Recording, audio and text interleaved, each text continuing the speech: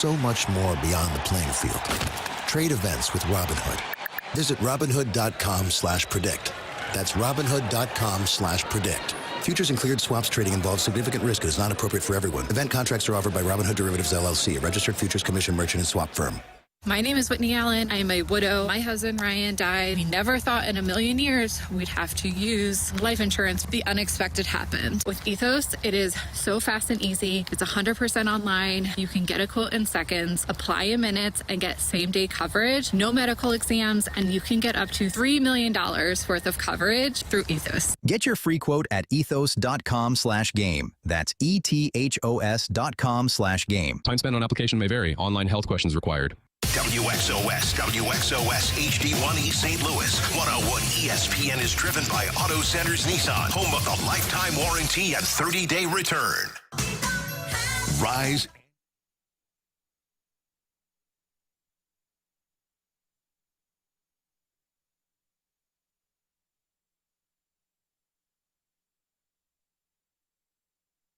Seven o'clock in St. Louis, you are listening to The Morning After, presented to you by Brown and Crouppen from the Stiefel Studios on 101 ESPN and the TMA STL YouTube channel.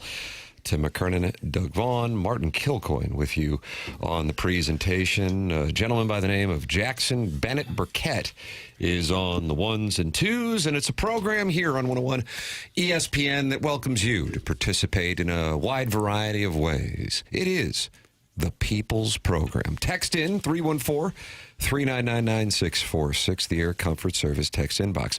Open up your YouTube app. Type TMASTL. The next thing you know, you're watching the program. And if you'd like, you're interacting with other listeners in the YouTube chat. Michelob Ultra. YouTube chat, 95 calories, 2.6 grams of carbohydrates. It's only worth it if you enjoy it. And then you can call in where Chairman Kurt filters the phone calls. He filters the emails. Collier and Thompson phone lines, 314-974-0101. And, of course, the Design Air Heating and Cooling email of the day, the morning after at InsideSTL.com. And down the stretch they come. Martin, I don't know if they piped it into onboarding or not, but what a development yesterday as Buck Swope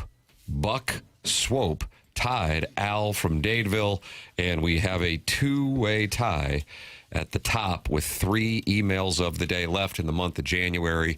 This thing's a Jim Dandy. If you want to compete for the $10,000 HVAC system that Seth Goldcamp and Design Air Heating and Cooling are giving away, email into the show the morning after at InsideSTL.com, and we will do that coming up on your Stiefel dossier at 9:45. In addition, on your Stiefel dossier, Jeremy Rutherford with us at 8:45 for his appearance, brought to you by Mark Hanna of Evergreen Wealth Strategies, 2-part questions.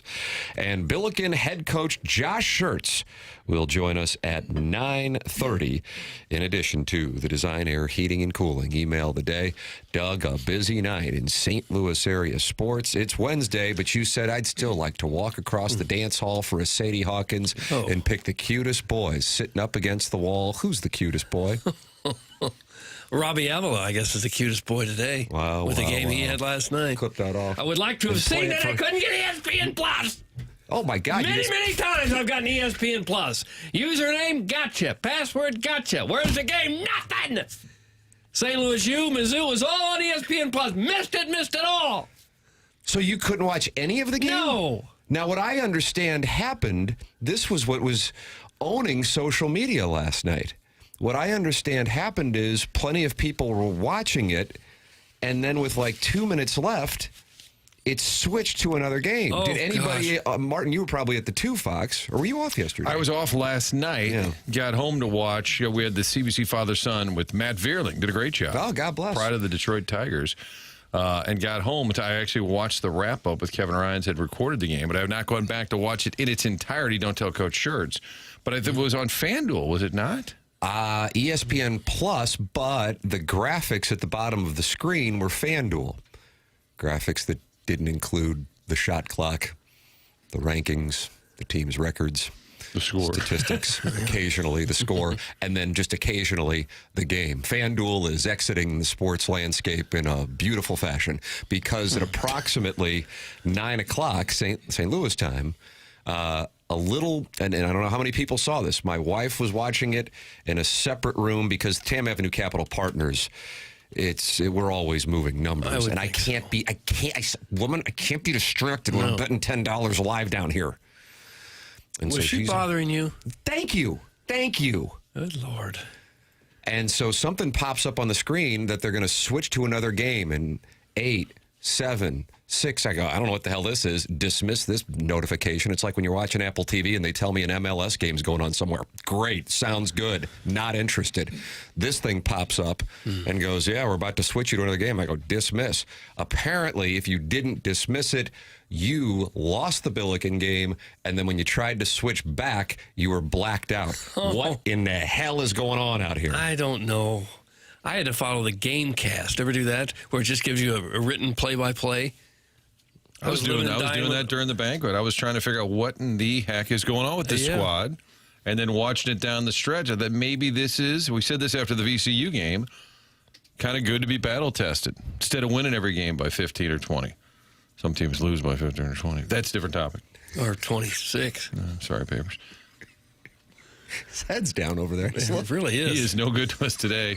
Hey, if your only thing there is to get a rise out of me, then maybe it wasn't so good in the first place. Just commenting in general, but a thrilling Billikens win. And again, we've said this about the national media, that they've kind of been slowly talking about SLU. When you win in that fashion, and Robbie Avila is a brand name for people that follow college basketball, it gives you even more juice nationally. And I do think as you get closer to Selection Sunday, and we've seen it with college football, yes, it's about net rankings, but if they're just like tied for first, then maybe the narrative about the team kind of helps. It just, and a win like that everybody's watching, and a shot like that was great fun. It was an incredible game. I don't know what, in general, of the population, not even taking sports fans into account, were watching that game when it tipped off at 7 o'clock. Then if you are a sports fan, locally, you had 3 choices with the Blues playing at that exact time. Obviously, the interest level there declining with every passing game. I know we're holding rights, but we're not. And then, nor have we ever, nor will we ever. And then you got Missouri, and relatively early in the proceedings, it was clear that Nate Oates and his sport coat were going to come out victorious. So I don't know how many people then go, let me check out the Billiken game. And if you did, you're going, oh, my God, what the hell's going on here? They're down big. And they were down big really from the get-go. I think they had a 2-0 lead. And then from that point forward, of the 40 minutes in that game, they only led for 4.5 minutes. But when it was all said and done, they got the lead back with 3 seconds on Avila's basket. But if you did watch that game in its entirety, and I was back and forth with the various options last night, including Nebraska-Michigan, which is a separate conversation, but a thrilling game there with the undefeated Huskers battling Jackson's Michigan Wolverines, who he's high on along with Arizona, that you had all kinds of options. If you did watch that thing in its entirety, you probably became an even bigger fan of St. Louis University because it was thrilling. It really was. And it culminates with a tie game. They get the ball back after a defensive stop. George Washington not able to score. Billikens get the ball back, cross half court, 17 seconds left, and call a timeout. They start things off with a pass into the backcourt to the bad man, Kellen Thames, and we'll pick it up here with Bob Ramsey's call on KMOX. Tie game, 15 seconds left. Kellen, guarded by Garrett Johnson. Kellen, on the dribble, wants to drive, turns the corner, spins, kicks out, Robbie, open look, bang! Robbie Avila, 3 seconds. To the floor, stolen away by Avila. The Billikens win. The Billikens win. Oh, it's Robbie's night at Chaffetz Arena. It's Robbie's night at Chaffetz Arena. Robbie Avila hits the 3 to win the game. 79-76. Oh, baby. Oh. For my money, Bob Ramsey's right up there with the greatest play-by-play announcers that St. Louis has had. And we've had some great ones for sure. But for what he does with Billiken basketball, nobody's better, in my opinion. If you're a Billiken fan, the passion that he exudes mirrors what you are feeling. And what else can you ask for? Yeah, he's just terrific. He really is. In the big moments especially. In a recent game, they were on the road. I don't think it was the Bonnies game because that was such a blowout. Maybe it was VCU, and I was in the car, and he dropped it. That is the worst call I have ever seen. And it was in the first half, and I love when Rammer does it because he says it loud enough so that the official can hear him. And then later it was in the second half, and I heard him say, that is the worst. Like, two in one game. But how about Rabbi Avila, who comes here with all the hype? And last year, his season was a little bit of a letdown. Maybe too much was expected. That was a huge, and he's having a really great year. He's their top percentage three-point shooter. He just doesn't shoot and play as much as he did. We had the Sharma game was the Bonnies game. Yeah. And then last night was the Robbie game, as Rammer said. And moving forward, man, if you can get him to heat up a little bit. He had 22 last night. And who was it? Trey Green had 23. He kind of came out of nowhere, shot the ball extremely well. They were down by 15 at one point. And I'm thinking, is this really where this streak is going to end? George Washington? I kind of figured they would have a Chuck Todd rather nicked easy him night. at the Chaffetz. You're thinking that Chuck Todd. Yeah. Well, I don't think I sent it to you guys. I was at the Two Fox during the day. Did he call in? No, but I was working. I was trying to help my colleagues out because I was off for the evening. Good night to be off, by the way. Nothing going on. Good thing I was there Monday night, but not Tuesday night. But I took a photo for you guys of the graphic where it says the names on there, the screen, and Revolutionaries barely fits. And I was like, this is another reason it's a stupid name. So they call them the Revs on the broadcast. I hope he's happy. Chuck Todd? To be fair, I don't think Chuck Todd. I blame him. I don't think it was his idea. Rachel Maddow. But when they switched the name, and he is an alum, and I don't know one way or the other whether he influenced it or not, he did voice the video. So that's why we've lumped him in on this. Couldn't it have been the Generals or something? George Washington Generals? That's offensive. Yeah, so that would be offensive? The muskets? I have to explain that's that offensive to my kids. How would you explain that to your kids? Call in 314-974-0101. So the Billikens get a thriller. Josh Schertz will join us on the program. Martin, 9:30? 9:30. Coach's choice. He had that dapper sport coat on last night. Yeah, he went sport coat last night, off-brand. And he had a Coaches versus Cancer little lapel there, or button on the lapel. But I was thinking, if Friday is the Blizzard game, and I don't know if Coach would want to try this look out, but what about a white suit, like a John Travolta? Like, what do you think? Doug, you think La Flama Blanca, Kenny Powers. Was that season 2 where he went to Mexico? Wouldn't that be kind of fun? Patino did it last year. I know. And, Rick's a little more slender, so maybe that has a role. No, I'm might get a cancellation at 9:30. No, It looked like a groomsman. This is coming from me. Look at me, folks. Talking about Patino? No. Shirts would look like a groomsman. Oh, now we're definitely going to get a cancellation. I'm saying I think he would say, I don't know if that's a good look for me. Just as I would say that about myself.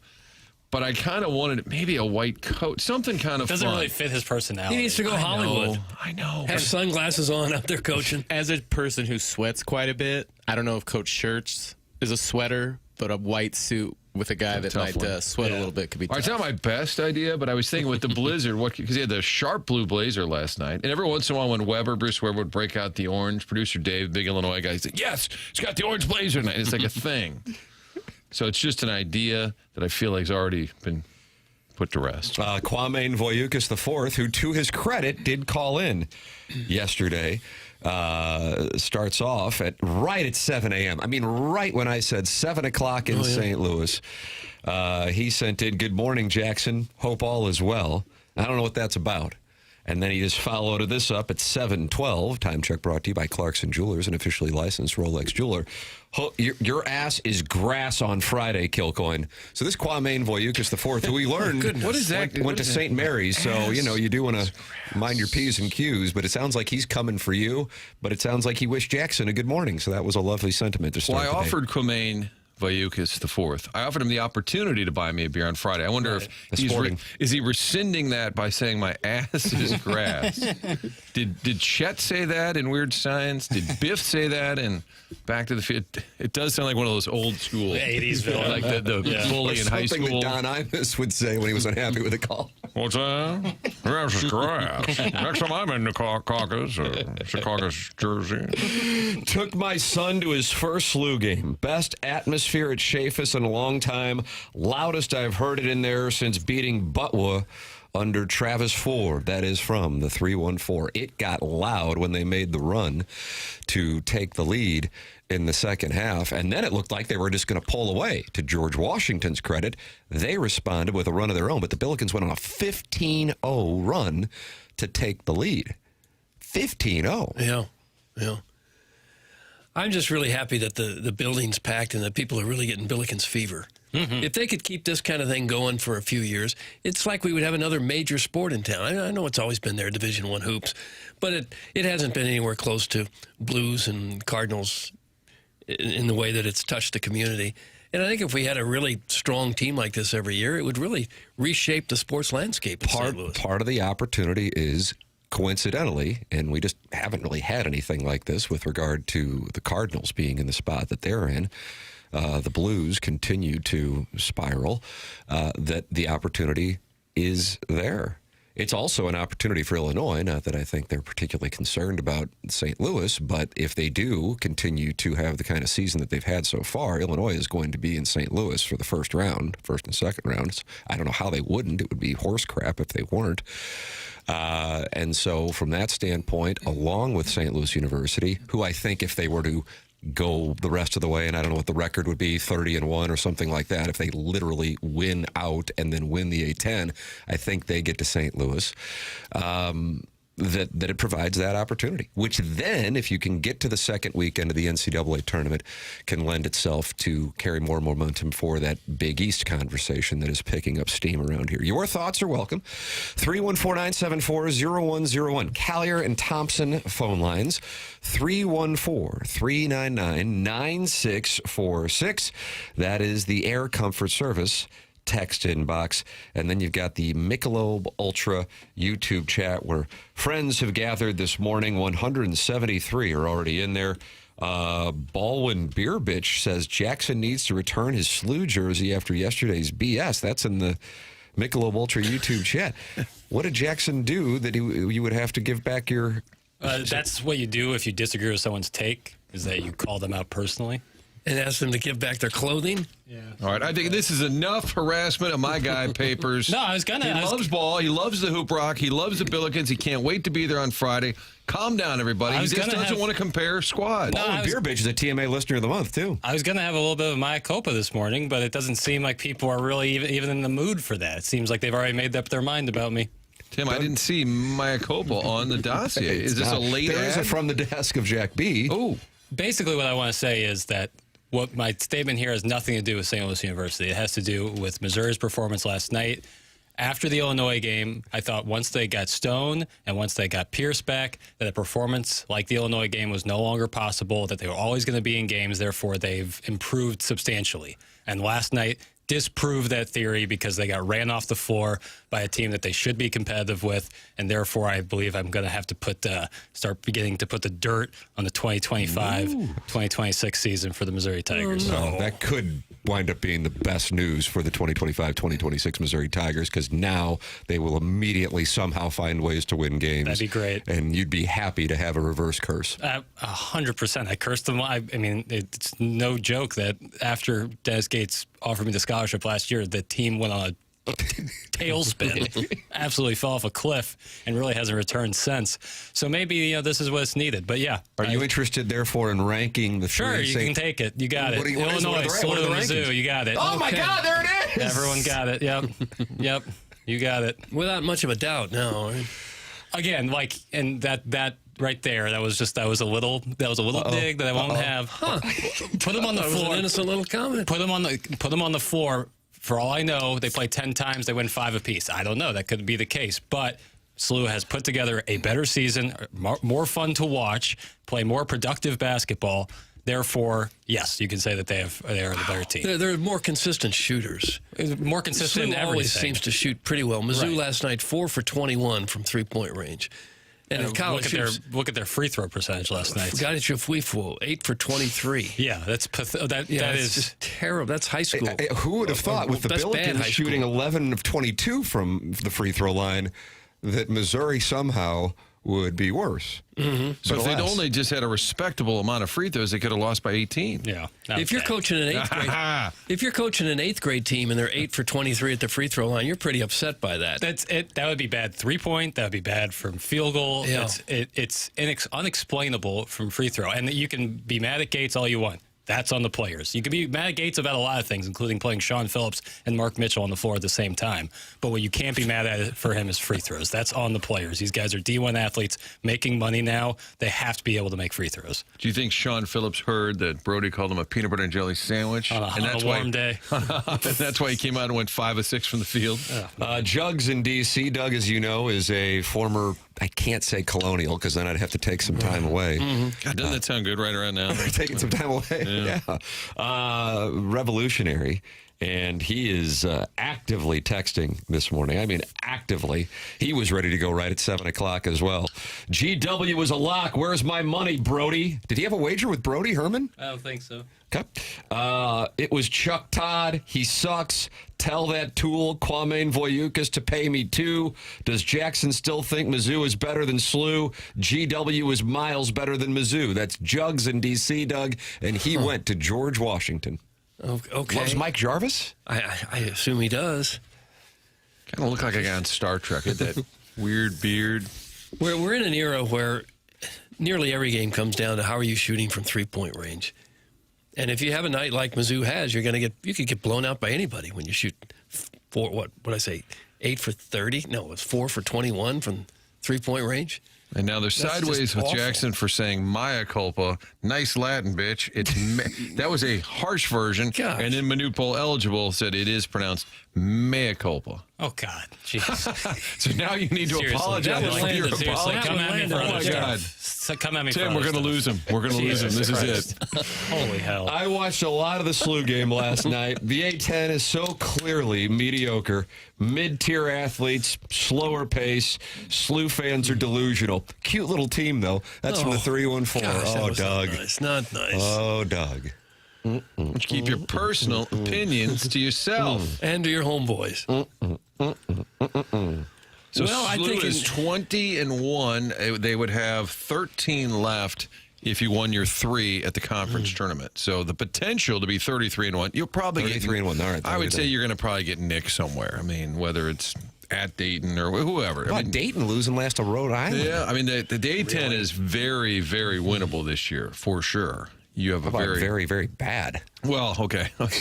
Being polite here. Winnable. You have a chance for a really gaudy record, even if you get nicked once or twice. I mean, they're going to finish the season, if not 33-1, 31-3, or whatever. I mean, it's going to be by all accounts. Well, last night's a great example. Like, you don't have your A stuff for 36 minutes of that game, and then you come raring back when it matters most. I think they talked about it in the post game. Like, it's kind of good to play a close game in the conference. They haven't played a close game in a good long while. Well, the Duquesne game. Yeah, that got close late, but like where you have to come from behind. Right. I mean, VCU was tight down the stretch, but this was real controversy. You're playing like crap. Can you put it together? And then can you pull it out late? And so, therefore, it is great that they do get that experience. Talked a little bit about it, drawing a parallel. And I do think there are some parallels, actually. I mean, I don't want to overstate it. I want to make this clear. I'm talking more about fundamentals and a coach who is starting to get national attention, not to the near level of Curt Cignetti, not to the near level of Indiana. I want to make that crystal clear. But they're a fun team to watch. They're a coach who's endearing. He's picking up national attention, and a program that people are going, St. Louis University's number 21 in the country? And then they get this national attention. Again, they were on SportsCenter. They were on SportsCenter early on. I think it would have been what we call, Doug, in the television industry, do you like this term, the A block? Well, you could just say the first segment. Yeah, first segment they were on with Avila's basket. And they're, like I said, fundamentally sound. at the same time, when you have that kind of team, you go, okay, well, it's just a matter of time that they're going to get clipped. Or you go, well, they haven't beaten anybody. And so, and I think in both those cases, it's justifiable to say it. I understand that that pisses some St. Louis University fans off. At the same time, when I asked Jackie Papers, Missouri's 3 best wins yesterday, he was able to rattle them off instantaneously. And then I asked for St. Louis University's 3 best wins, and it kind of puts you to the test. And the unfortunate part about it is when you look at the schedule, it's not like you're going to get your answer between now and the end of the year. But if you are able to get wins like that puts you to the test against a team that was number 72 in the NCAA net rankings coming in George Washington, so not a great team, but perhaps not as bad of a team as maybe the casual observer would think, that helps you down the road when you are in those spots, similarly to Indiana playing Penn State at Penn State, and I think they're going to beat the hell out of Penn State 9 out of 10 times in 2025, 2026. But in that case, they needed to drive down the field, they needed to come back, and therefore they knew they could do it, and that tested their mettle. There's value in that as opposed to just blowing teams out. Last week against Duquesne, they just gave that away. That was just garbage. Last night, they didn't play well, but then they had to fight back, and they did play well down the stretch. Specific to the final play, I'm going to tend to Jackie Papers here, and this is legit. This isn't ball busting. The final play call, I'm curious, and we'll ask Josh Schertz. He's going to be with us. He's on the Stiefel dossier coming up in the 9 o'clock hour at 9:30. The design of that play, and if you were watching it closely, and I know a lot of people, like Doug, got banged out of watching it for whatever went on with the television coverage, Josh Schertz continues to talk to Avila about what to do. And if I'm not mistaken, Tom Ackerman was on the call with Troy Robertson, said something along the lines of Josh Schertz continuing to make sure he gets some final words to Robbie Avila. I'm curious what the thought process was on that play. They got it to Thames on the inbounds pass. He's dribbling. Then he makes his way to the basket with about 8 seconds left. I don't know if it was a play call that if the Avila defender collapses, and I think that was Castro, if he collapses, then Thames kicks it out, and Avila is going to be wide open because he's hitting a 3 in a tie game. Doesn't need to go for 3. Or if Castro doesn't collapse, then Thames goes to the basket where he is, he's so lethal, especially against A-10 competition. Yeah. What did you think of that play call? What do you think of the execution? I loved it. So, so Thames drives, and if Avila's defender comes with him, Avila's running up the lane, going to the top of the key for a 3. And what was really great is the guy who was on Trey Green rotates over to contest. If he comes earlier, Avila pump fakes. He's got Trey Green, who's been hot so far that game for an open 3 as well. If Avila defenders goes with him to the top of the key, then you have Kellen Thames on a one-on-one. He's either going to the basket to get a good-looking layup or get fouled, go to the line. So, really, really good play call. I think Matt Rocchio, who used to be on the station, our program as well, made a great point. St. Gabriel's made a great point. Says, what does it say that a guy comes off the bench and gets double teamed late in the game and you leave their best player to go double team a guy who comes off the bench? Like, what does that say about Kellen Thames' impact on the game? I thought that was a great point by Matt Rocchio. Well, and I think what you're talking about there in that final sequence, there are multiple options. Yeah. And I think the frustration, not to bag on Mizzou, but when you watch some of those late game decisions, you're like, well, what do they do? They just dribble it and chuck it. Yeah. It's like, well, what was the design? What were the options? No, you're right. And in that moment, you say, well, Thames could probably take his guy. Well, and you're right. Maybe if Trey Green pops open, all of it with the clock in mind. Like, you can't shoot that too early because it's tied. So you want to maybe give yourself a chance at a rebound if he misses. Yeah, love taking a shot with a couple seconds I'm saying left. The timing of it, too, was part of the great execution. Love that. Love taking a shot, not waiting till the very last second. Don't wait till the buzzer. Chance at a rebound. Yeah. It seems like it's a real weapon to have a guy that big, and Avila is listed at 6'10", that big, who can shoot from that far out because he's a big target. He's easy to get a pass to. And it looks like it's not a very long shot. When you're that big, it doesn't look like he's launching these bombs. It looks like a very makeable shot. And for him, it is. He was cooking the offense rotates around him at the top of the key. How often do you have that, especially in the Atlantic 10, with a guy who's 6'10", 6'11", whatever it is, and his ability to see the floor and make passes is... I mean, who's better in this league? I mean, I realize, again, it's the Atlantic 10, but I think as Troy Robertson said at the end of the game, the player of the year in the Atlantic 10, and perhaps to date, that very well could be the case. Stephen Time says Dennis Gates isn't making that call. Jackson, do you agree with him? He did just coach his team into 2 buzzer beaters in one game. Talk about that. Yeah. So he didn't make the call last night because he was down by 26. Yeah, going to be tough to make some calls like that. Yeah. And they're playing NBA players, so let's throw that out. Bediako, man. God, there's no doubt that the quality of athletes it's deeper in the it's different. SEC than it is in the Atlantic. For sure. Doesn't mean every team in the SEC is better than every team in the Well, A-10. Harrison's brother Master sees it that way. Martin, he says, my daughter's 3rd grade basketball team could win the Atlantic 10. Oh, gosh. Yeah, I'm sure. We need to block him. I think we need to block him. And this is why does McCautry have comically small font on the back of his jersey on those all-black jerseys? Wow, that is a take I didn't see did coming. Anyone else notice it? I'm sure people did. The McCautry. Well, this has been a thing since those new jerseys came out. But some of they Trey have Green, various fonts. Yeah, Trey Green has normal-looking, cool font, and then McCautry gets it looks like it was made with a label maker. So when Schertz is on, they just won this thrilling game. First, I'll talk about the white suit. Would he wear it Friday? And then you get into the font, and then he's like, guys, I got to go. Thames is small. McCautry's is smaller. McCautry's is it's comically small. We'll talk about it. You think they ran out of letters? I don't know, but they gave him a weak foul for that foul out. That was a weak call on that foul out. I was upset. That was absurd. That was a weak call. Was it the worst call you've ever seen? No. I've seen worse. That game was just a mess, officiating-wise, and it went against both teams. I mean, my God, everybody was in foul trouble. Outside of Avila, somehow, he picked up his first foul with about 5 minutes left in the game, which was unbelievable. Wait, so Schertz is going to be on today, and Jackson just coincidentally comes around on St. Louis University? Didn't think we'd have another Harrison Bader bend-the-knee situation, but yet here we are. Doug, that's from Mr. Licks. That's in reference to the Plowhawk, longtime member of the Morning After, was very critical. I don't know if he was critical of Harrison Bader so much as the Cardinals promoting him as King Bader. Sure, yeah. And then we had him on the program, and the Plowhawk bent the knee, which was a popular term at the time, Martin, from Game of Thrones. So I believe that's what Mr. Licks is drawing an analogy to here with Jackson and Billiken head coach Josh Schertz, who will be with us at 9:30. That text probably hit really hard if you're stupid, because what I said was my... Hold on.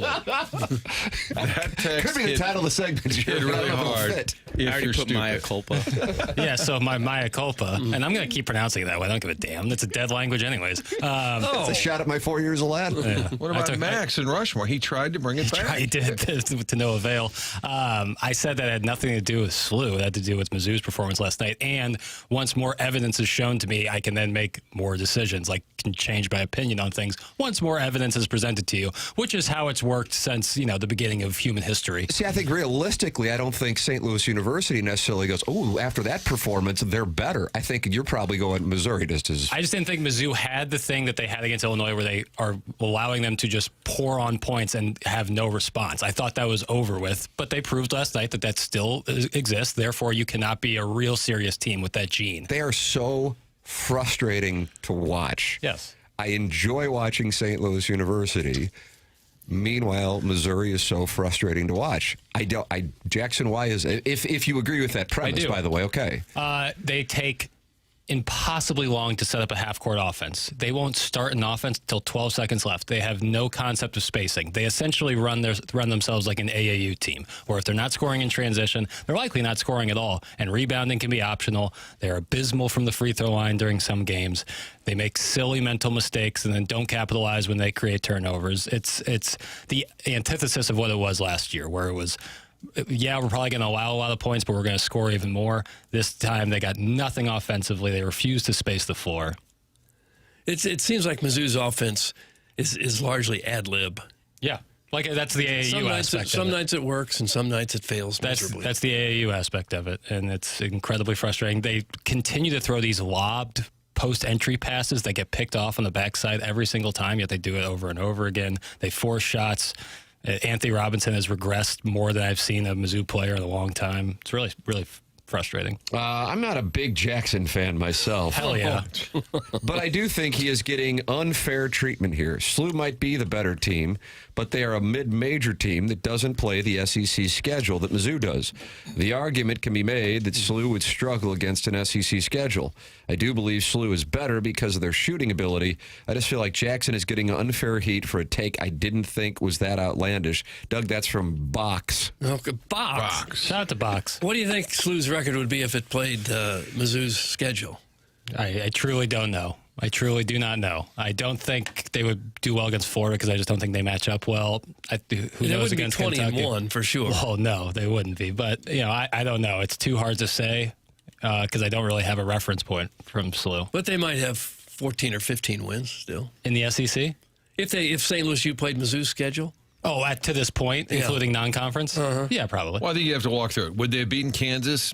No. Probably not. Okay. Would they have beaten Illinois? No. Okay. Would they have won at Ole Miss? Maybe. Yeah, they at could LSU? win that game. Maybe. Yeah, they could win that game. Georgia at home. So you could say maybe they'd be a couple games better. Yeah, Georgia at home. Georgia pretty good. Okay, but I'm just saying, I'm going through the wins and losses here. Probably a couple games better. Marsh's collage program says SLU would finish third in the SEC. Okay. Can we just enjoy it? That's what I'm saying. That's what I tried saying yesterday, and it was met with just a rainstorm of hell. So. Ball and Beer Bitch wants you to turn your jersey in. Kind of like at the end of Rudy. Doug, remember that Dan Devine? Sure. Yeah, I'm not playing if Rudy's not playing. So this is going to be a rough night. No Gibbsy backsies. People are coming after you Friday. My ass is Your grass. ass is grass. Yeah. This is a real Milka Copa or whatever we got going on. Milka Copa. This is... I just was going to enjoy some libations at Lorenzini's and bottle service and have a pony. And then Martin, we got auctions this weekend. Me and you have auctions, or you had an auction? Carlos Spicy Wiener's got an auction. Okay. I got an auction on Saturday. I don't know. I thought you had an auction. Didn't you host an auction or something? No, I was at a father-son last night. I thought you had an auction. Why the hell am I thinking you had an auction? How rough would that be if you forgot that you had an auction on Saturday and then reminded yourself at like 3 p.m. on Saturday you got to go do an auction? Oh, God. Oh. Why did I forget? Yeah, I think Carlos Spicy Winter said they're raising money for the Martyrdome. Oh, that's right. Yeah. I've got a separate... Point being, I'm just going to be all boozed up this weekend. That's what I'm telling you. It's a good weekend for it. Yeah. And that's how you should do it. Are you going to the auction or are you doing the auction? No, I'm going to the auction. Okay, if you're doing the auction, you get all liquored up. That's another way to handle it. I had that mistake. I was at a Billiken game, and I had a function that night. I might have been overserved, Doug. It wasn't my fault. And it was like a men's club thing. So I'm like, oh, that's fine. And it was at Holy Redeemer. And then Home of the Penguins? It used to be the Penguins. Did they change their name, Doug? I don't know what their name is. is. And the gym was like the heat wasn't working. And then the priest walked in and said, hey, Monsignor, why don't you buck up and try? I said something kind of crass or rude. And I was never invited back, Doug. Oh, really? Yeah. So I win because I never had to go back. Yeah. But I love the Penguins. Guys, since Jackson hates SLU, can I have his jersey? That thing is fresh. That's from the Will Clark postgame bevy. Jackson? No, I just said no Gibbsy backsies. It's mine. You're keeping it. Yeah, you think I'm giving away my possessions just because I had a take? That'd be crazy. No chance in hell. Buy your own damn jersey. Wham! My team sucks, so yours does too. Nanny boo boo. Come on, Piddles. That's from Sharon and Clayton, who's in Sanibel. That's not even in the same galaxy of what I said. You're not even close. Well, all of us are Mizzou fans too. We just kind of got frustrated with them, and now we're on the SLU bandwagon. It's not about being on any bandwagons. You can root for teams simultaneously. Pretty easily. You might have more emotional investment in one team, like I certainly have more emotional investment in Missouri, but I want Missouri, SLU, and Illinois to be good because it's great for the region. Here we are in the A block talking about college hoop rock. My dreams have been achieved. Oh, wow. Okay. Jackson is slowly turning into the Plowhawk. That's from former TMA fan page moderator Neil Allen Craig Paquette. I love the Plowhawks, so that seems like a compliment. That's a great compliment. That's what I take it as. Are you going to do stand-up at Ballpark Village? If I did, I might go about it a different way. You do stand-up, or you did at some point for Hubbard, because when I walk in about once a week, there's a video screen when we walk through the main lobby, and it's clips of the TMA crew. It was me at the cellar. And Papers is up there. You're wearing a Cardinal cap, but you've got a mic. You're clearly doing a stand-up routine, but there's no audio, so I can never hear the audio. Type 5. It's visual. Yeah. Oh, yeah. What's the deal with driveways? Yeah, right. Yeah, it was very. It was like Dane Cook. What's the Dane Cook? Wow, good pull.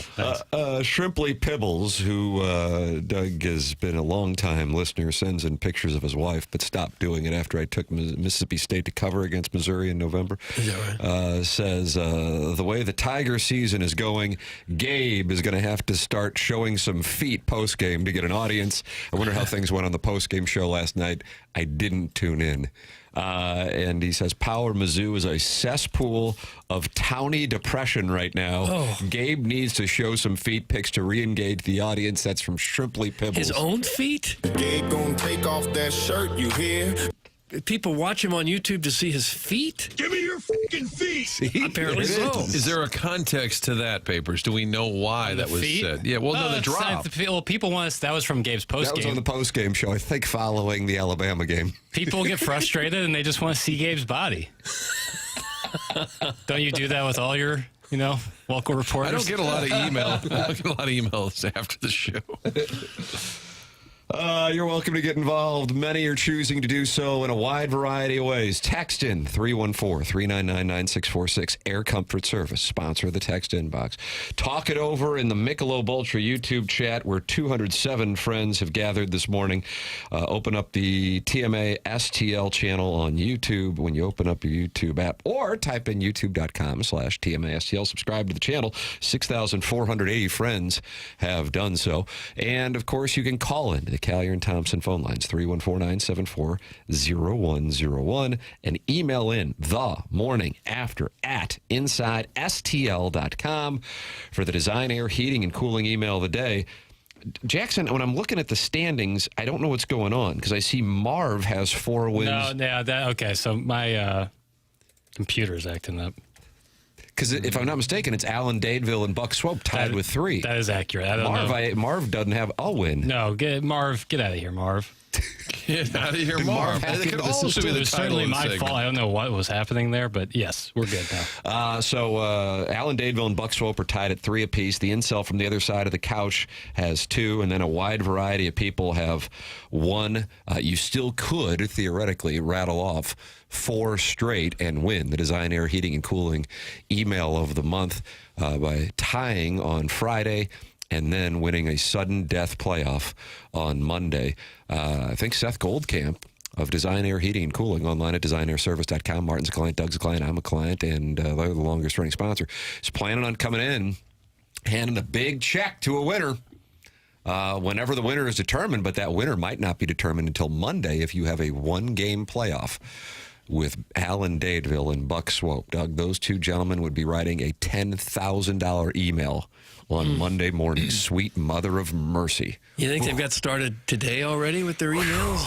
I mean, $10,000. How quickly can they put those together? I'm telling you. The morning after at InsideSTL.com. That is how you compete in the Design, Air, Heating, and Cooling email today. Call in. Chairman Kurt will get you on. 314-974-0101. Your Stiefel dossier is as followed. 2-part questions with Jeremy Rutherford.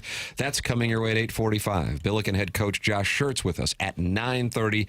The Design, Air, Heating, and Cooling email of the day at 9:45. So much to get to on the program.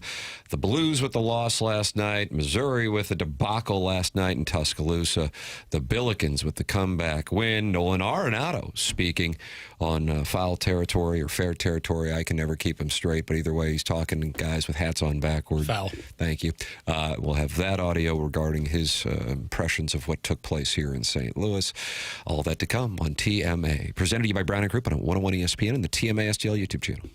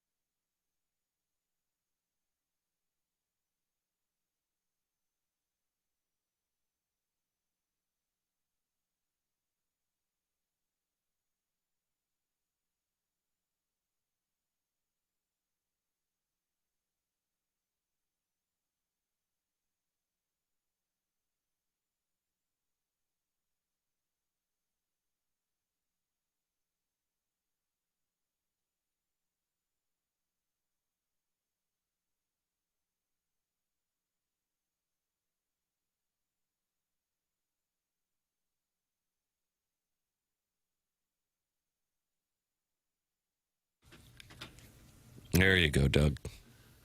Now we're cooking.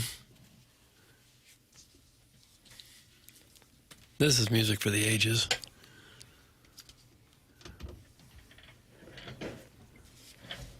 It's TMA 101, ESPN, and the TMA STL YouTube channel. Tim McKernan, Doug Vaughn, Martin Kilcoyne with you on the program. Jackson Burkett has just issued his local college basketball rankings, and he has put Illinois at 1, St. Louis University at 2, and Missouri at 3. A landmark moment here on January 28th, 2026 on 101 ESPN. Chairman Kurt is handling your phone calls. Doug, you've always said it. Wednesdays are for phone calls. So well, phone lines tend to be poison. This is an opportunity to get on the program at 314-974-0101. We are in the Healthcare Evolution 7 o'clock hour. Coming up in the 8 o'clock hour, Jeremy Rutherford taking your two-part questions, brought to you by Mark Hanna of Evergreen Wealth Strategies. And at 9:30, Billiken head coach Josh Schertz with us on the program. And you can always watch it on YouTube. Open up the YouTube app, type in TMASTL, and subscribe to the program. Healthcare Evolution, 7 o'clock hour sponsor here on the program. And that is Logan Taylor and his team at healthcare-evolution.com. I would imagine many people in our listening audience know exactly what I'm talking about when you say you're working out, you get an injury, you're playing basketball, you're playing hockey, you get an injury, and you're sitting there going, oh man, I got to go and see my doctor. So you get an appointment. It's probably 3 weeks away, 4 weeks away. You see your primary care doctor. Then he or she sends you to a specialist. Now you got to wait 3 or 4 weeks. The specialist sends you to a physical therapist. Physical therapist, after 3 or 4 weeks, says, yeah, it's probably not working out. You might want to get an MRI. And then you can finally get the MRI, and then you might be able to get some kind of treatment or recommendation. What if I told you we can expedite that process with Healthcare Evolution and make it about 24 to 48 hours with a business right here in St. Louis? That's healthcare-evolution.com. Get back to playing hockey. Get back to lifting weights. Get back to your hobbies, your physical activities with healthcare-evolution.com. Doug, Jackson, and I have all been out there for various different treatments. It's ultrasound-guided precision placement regenerative treatments right where your body needs them. How can Healthcare Evolution help you get back to living your life? Healthcare-evolution.com. That is the name of the 7 o'clock hour sponsor. Doug, I mean, you led with the Billikens, and really the Billikens being cut off on television more than anything else. Right, because that was disappointing. Where do you want to go next? Missouri loses in T-Town. The Blues losing 3-0. They come back. They mount a Sunday charge in the third period. Yeah. And then they still lose by giving up a late goal with about a minute left, mimicking the loss to Dallas 4 or 5 days earlier. Nolan Arenado on the podcast with the guys with the hats on back. What do you want to do? It's up to you. It's another stadium. Well, I think a lot of people who are interested probably know what happened in the Blues game. So let's hear Nolan. I agree. I can't say it. Nolan Arenado. I didn't hear what he had to say. Jackie Papers, we have 3 different sound bites here. What do we got? I think the clip that would resonate most with Cardinal fans would be talking about his experience in St. Louis and the ins and outs of, his projections on the team throughout his time here. It's good stuff. Sure. Did you see the team dynamic? Did you see it change, that it was going to change as much as it did? And had you known that ahead of time, were you like, maybe I wouldn't have stayed there, or would it have been different? Everybody knew Yachty and Wainwright were going to be gone, but did you think the org was going to change the way that it did? No, definitely not. I mean, the Cardinals, I think, obviously in 22, it was so much fun watching Albert do his thing, we were a really good team. Then obviously in 23, we signed Wilson, who was a good signing. And, I thought we were just going to be good. I think the Cardinals have always found a way to be good, even when on paper it may not look like they're going to be great, but we always found a way, and they always did. And I think I didn't expect that this turnaround to be the way it has been. I thought 23 was obviously extremely tough. The first losing season in I don't know how many years. So that was extremely disappointing. But, I think, it's just changes happen fast. I don't know. It's hard to even explain. I mean, it happened so fast. It was like 22 won the division. obviously we lost the Phillies, but we felt like we were really good that year. 23 going in, we thought we were going to be pretty good too. And then all of a sudden, losing season, and then everything kind of changed after that. But no, I didn't expect it for sure. And I was actually kind of surprised. I don't know if the new schedule got to us, and, you don't play the division all the time. I don't know if that was part of it, but, I'm not sure what happened. I got to tell you, that little throwaway right there at the end, focus on that, if you would. Because Arenado will give you, Jackson, do you call them Easter eggs? Is that when you're watching a show and they throw in a little thing? Yeah. I'm telling you, it was something that got in his head, and I think it was against the Phillies in that series in Game 1 where he hammered a ball and it somehow still, barely got to the warning track. That became something that he would occasionally bring up. It's tough to get hits. It's tough to hit for power in this ballpark. So it sounds like one of the things, and I would imagine if he's saying it there, out of nowhere, really, about the new schedule where you didn't get to feast. Talk about conferences in the A-10 and SEC. Let's talk about divisions. I think everybody would kind of agree that whether it be the American League East or the National League West, or the NL East for that matter, you got your SECs and Big Tens there. The National League Central has been more butt-ass than not. And that was a little throwaway line that maybe it exposed him, I think, is what he was suggesting with that. He brought up you talking about the Phillies ball that went only to the warning track. He brought that up in the introductory press conference for Arizona. He was asked about it, and he goes, no, I think about that a lot. He's like, that stays in my mind a lot. That specific moment? Yes. Holy crap, I didn't know that part. He said, the reporter said, sorry to bring it up about, hitting at Chase Field, which is a more hitter-friendly park. And he was like, no, I think about that. Don't worry, man. I think about that a lot.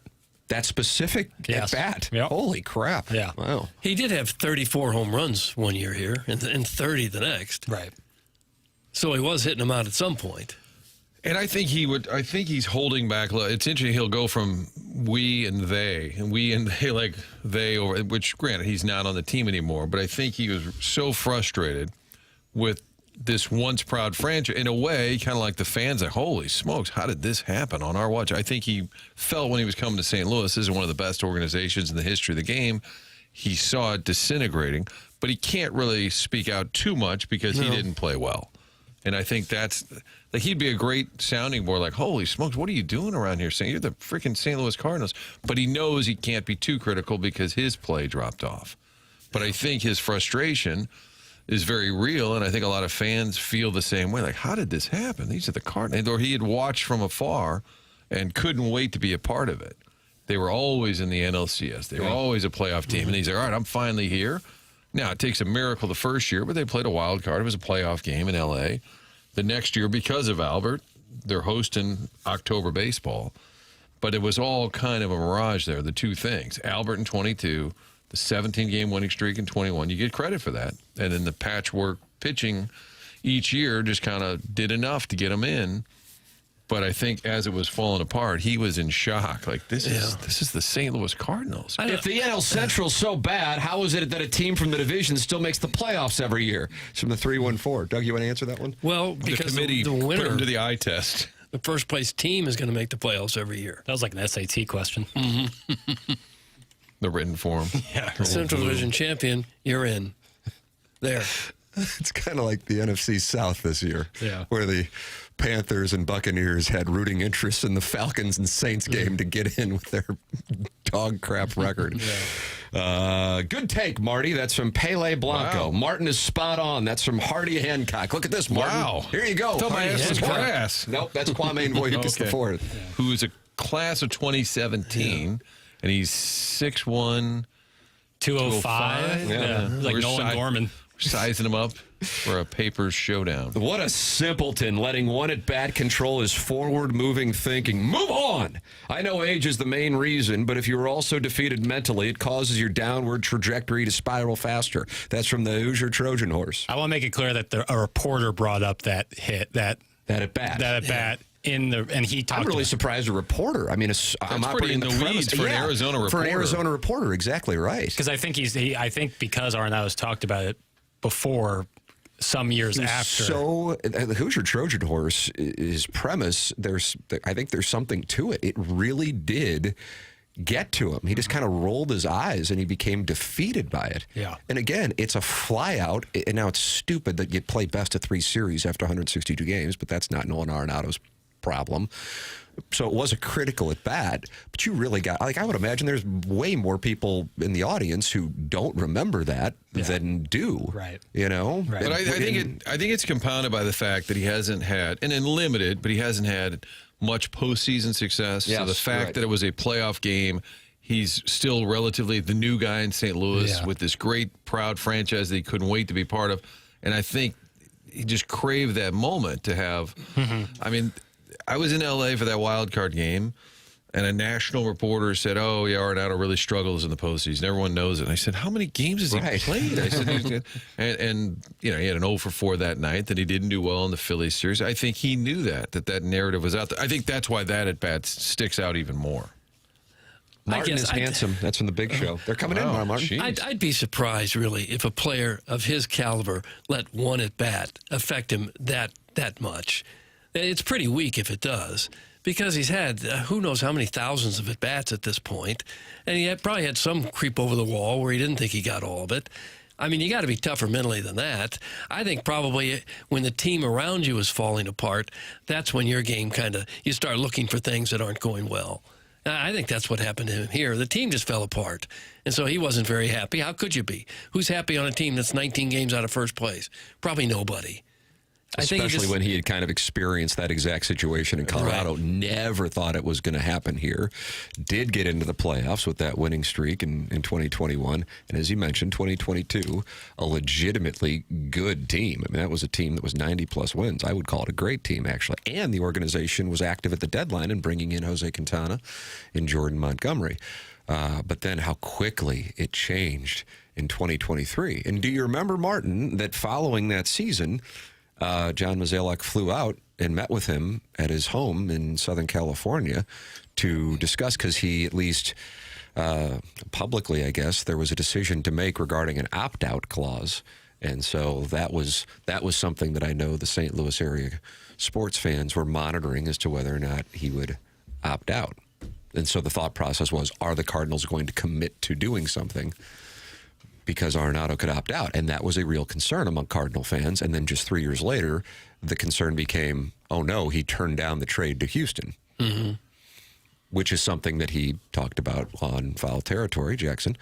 Here is Arenado explaining his reasoning for turning down that trade, which I'm sure, with the benefit of hindsight, he regrets, and I'm quite certain that the Cardinals regret.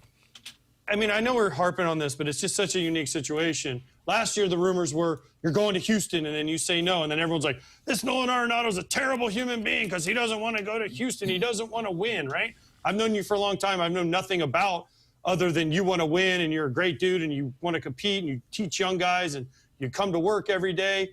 Do those feelings hurt you a little bit when you see that stuff? Because someone that knows you from the outside, I know that's not true. I know you want to win, and I know you want to be on a good team. Yeah, I mean, obviously, I think when trade stuff like this comes up and you have a full no trade, and you obviously wish it doesn't come to the public, but it's just going to, because it's part of the business, and it just things get shared. I have the utmost respect for Houston. I've said this so many times. They traded Kyle Tucker. Bregman wasn't going back. There was a lot of things that I was just a little hesitant at the time. And I respect all those players that are there and that organization. They're great. But, yeah, man, I mean, I didn't enjoy the things that people were saying about me. But, you kind of just block it out. It's just one ear and out the other. I know who I am. You know me. I think my teammates know me. So, and people around the league know who I am. So, I try not to show nobody up or disrespect nobody. But, it's my life. And I have a family, and I got to make the decisions for it. And it wasn't an easy one. But it was the one I went with.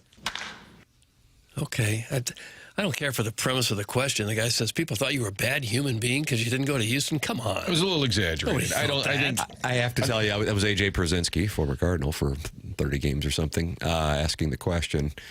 And that the question stood out to me when I was watching it yesterday. Yeah, kind of odd. He didn't want to go to a team. Okay, he had that right. I don't think it's accurate. I just don't think anybody was saying that. I don't think people were saying he's a bad human. Like, oh, wow, surprised. Nobody of note, I would say. surprised that he didn't want to go to Houston. We call that ingratiating ourselves to our guests to endear ourselves for an answer. That's I think they teach that. Is that year 2 at the Missouri Journalism I think School? it's the second-year stuff, yeah. Was that Don Ranley's class? He just passed away in November, Don Ranley. I didn't have him. I think Arenado looked at it and said, it looks like Houston's kind of subtracting instead of adding. Maybe that's not where I'll go. Maybe I'll get a better deal down the road. So, no, I won't go to Houston.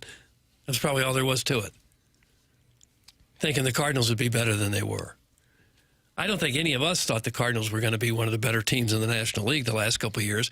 But still, I don't think I heard anybody say they're going to just be a laughing stock either.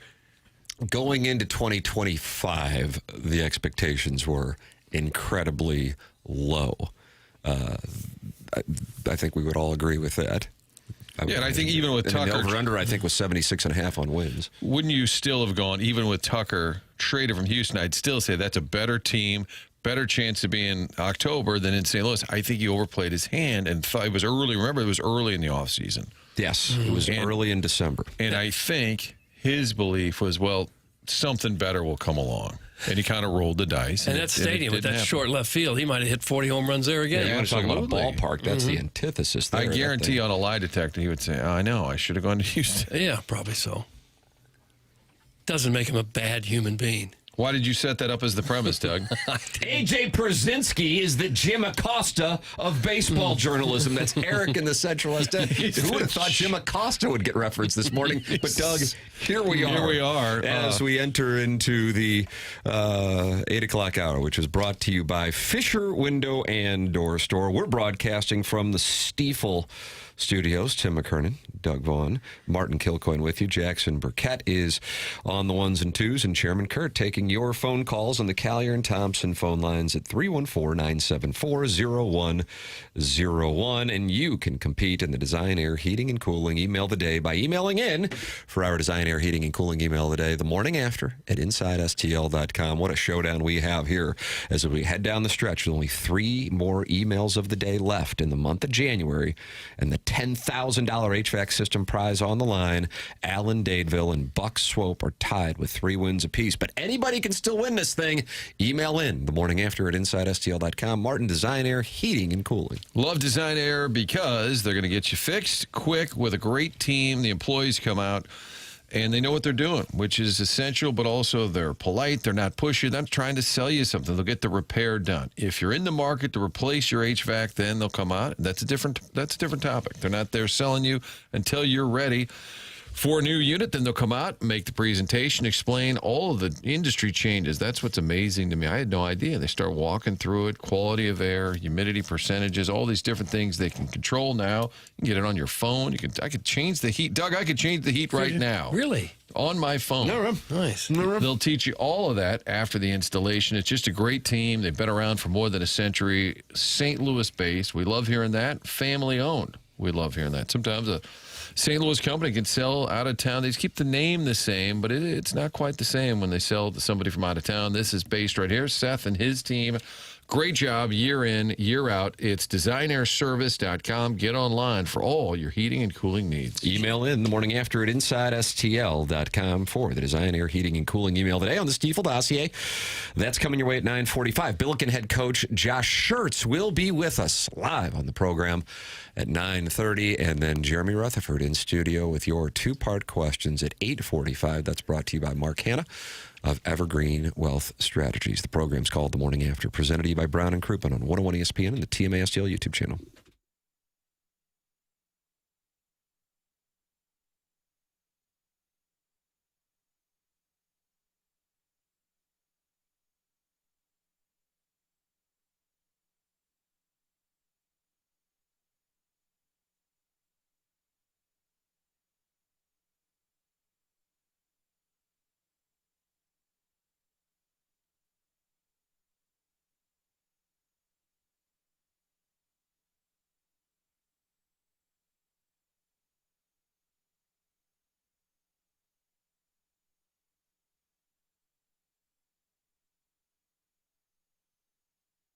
Made it to midweek.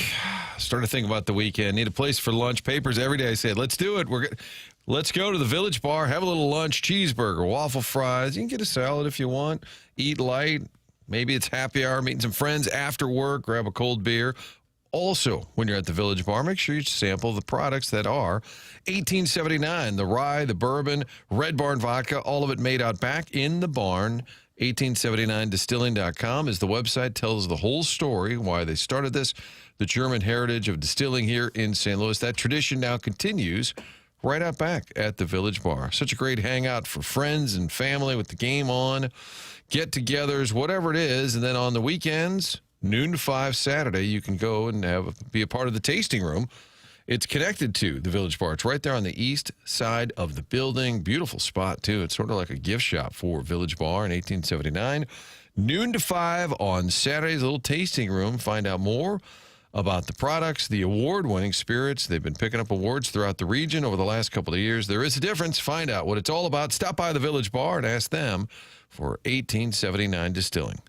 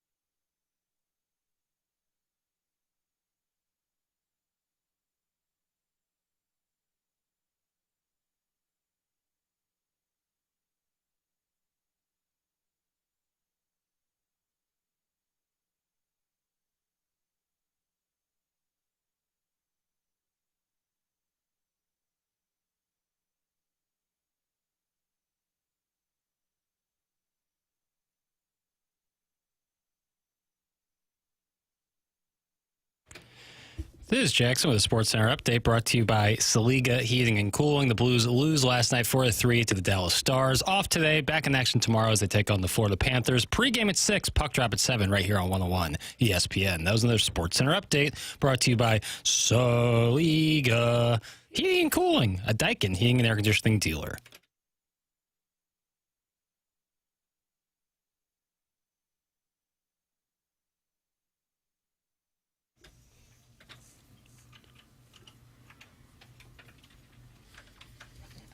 Oh, Maybach music, nice. Jackson, what do we have going on? Ricky Rose's birthday. Oh, yeah. Doug, you knew that. Yeah, sure I did. Ricky Rose's birthday. Yep. You know his... Rick Ross, the boss. Okay. And he's got a bunch of farmland in Georgia? Yeah. Acreage? Yeah, besides Aubrey, Ricky Rose, the biggest boss here. Yep. Think about that, Doug. I don't know what any of you are talking about. He turns 40. 40 bills, is that right? 40 or 50? No, he turns 50. 50 bills, is that right? 50. Just lost 10 years, just like that. Yeah, that's quickly how quickly it happens. The great Rick Ross. Is he always wearing sunglasses? Yeah. Always? Not always. I've seen him in a video recently. Doug, you always say Wednesdays are for phone calls on this show. Well, Josh Schertz is going to make a phone call. that'd be Callier and Thompson phone lines, 314-974-0101. He's going to be with us on the Stiefel dossier at 9:30. Jeremy Rutherford in studio at 8:45, taking your two-part questions as the Blues mount a comeback last night. Tie it with 3 goals in the third period and control play, but wind up losing in regulation, and it continues to spiral. So, plus more injuries. I was listening to Chris Kerber this morning on the Curbside podcast. 5 of 6 of the top forwards may not be available when they take on the Panthers tomorrow night. So, there you go on that situation. Jeremy Rutherford with us coming up at 8:45 in the Design Air Heating and Cooling email today, the morning after at InsideSTL.com. That's how you can compete as Buck Swope and Alan Dadeville are tied at 3 as we head down the stretch for this showdown for a $10,000 HVAC system the morning after at InsideSTL.com. That's how you can compete. A lot of college basketball conversation this morning as St. Louis University wins an absolute thriller. Let's take another listen, Jackson. Why don't we? To Bob Ramsey's call of the winner. It was so wonderful. Okay. Oh, don't you agree, Mr. Randy Watson, Sexual Chocolate. Tie game, 15 seconds left. Kellen, guarded by Garrett Johnson. Kellen, on the dribble. Wants to drive, turns the corner, spins, gets out. Robbie, open look. Bang! Robbie Avila, 3 seconds. Got to get it in. The length of the floor. Stolen away by Avila. The Billikens win. The Billikens win. Oh, it's Robbie's night at Chaffetz Arena. It's Robbie's night at Chaffetz Arena. Robbie Avila hits the 3 to win the game. 79-76. Oh, baby. Oh, baby. And what a call by Rammer. Guess he's on the line with us right now, Bob Ramsey. Is that right? Little mini surprise for you guys. Surprise guest, Bob Ramsey with us here on the Callier and Thompson phone lines. Morning, Rammer. Oh, baby, I'm on with the boys. Yes, what a call, what a game, and what an atmosphere. How did that compare to other games, atmospheres at Chaffetz? Was that one of the best? I would imagine so, sir. Yeah, there's no doubt about it. Really a good one, the way it happened. Coach Schertz, and you'll hear from him, but he said on the postgame show that he gave George Washington all the credit, saying that, let's face it, they outplayed us, he said. And but they found a way. They were unrelenting. Even in the last 10 minutes of the game, the Billikens came back a couple of times and took the lead. Crowd's going nuts, and you go, take a breath. Okay, we got this now. And then here comes GW again. Then you got to battle back again, take the lead again, and then they come back again. They were a relentless basketball team, and the Billikens found a way. And then it was so perfect, when Coach Schertz came over to SLU from Indiana State, brought Robbie with him. They came together, and you were hoping for things like this after watching Avila play. And he doesn't, when the games get tough, he just doesn't get excited. he just stays calm. And he and Thames had 2 plays like that late in the half where Thames drove, knew where Robbie was, found him, hit the big 3. Yeah, it was a pretty special moment at the end. But again, it was a struggle. The Bills did not play a great game throughout, but found a way to win, and that's what made it special. Yeah, that's probably the true sign of a quality team, when you cannot play your A game against a pretty good team and fall down by 15 and still come away with a win. Not many teams could do that. Yeah, Doug, that was crazy. You know, I don't know about other teams, and I didn't know about this team last night, but they did find a way. Like I said, the thing that was particularly frustrating, even when you were behind, but you'd make a 5-0 run or a 7-0 run, something like that, and here they come back answering with a 10-0 run. It was really frustrating. Coach Schertz made a couple of really dramatic moves in the second half. He switched and put Otieno on Castro, who, by the way, at this point, he's got to be the player of the year in the league. Castro really affected the game, 18 rebounds and stuff that you don't really see in the stats, deflecting passes, making you change what you want to do on offense.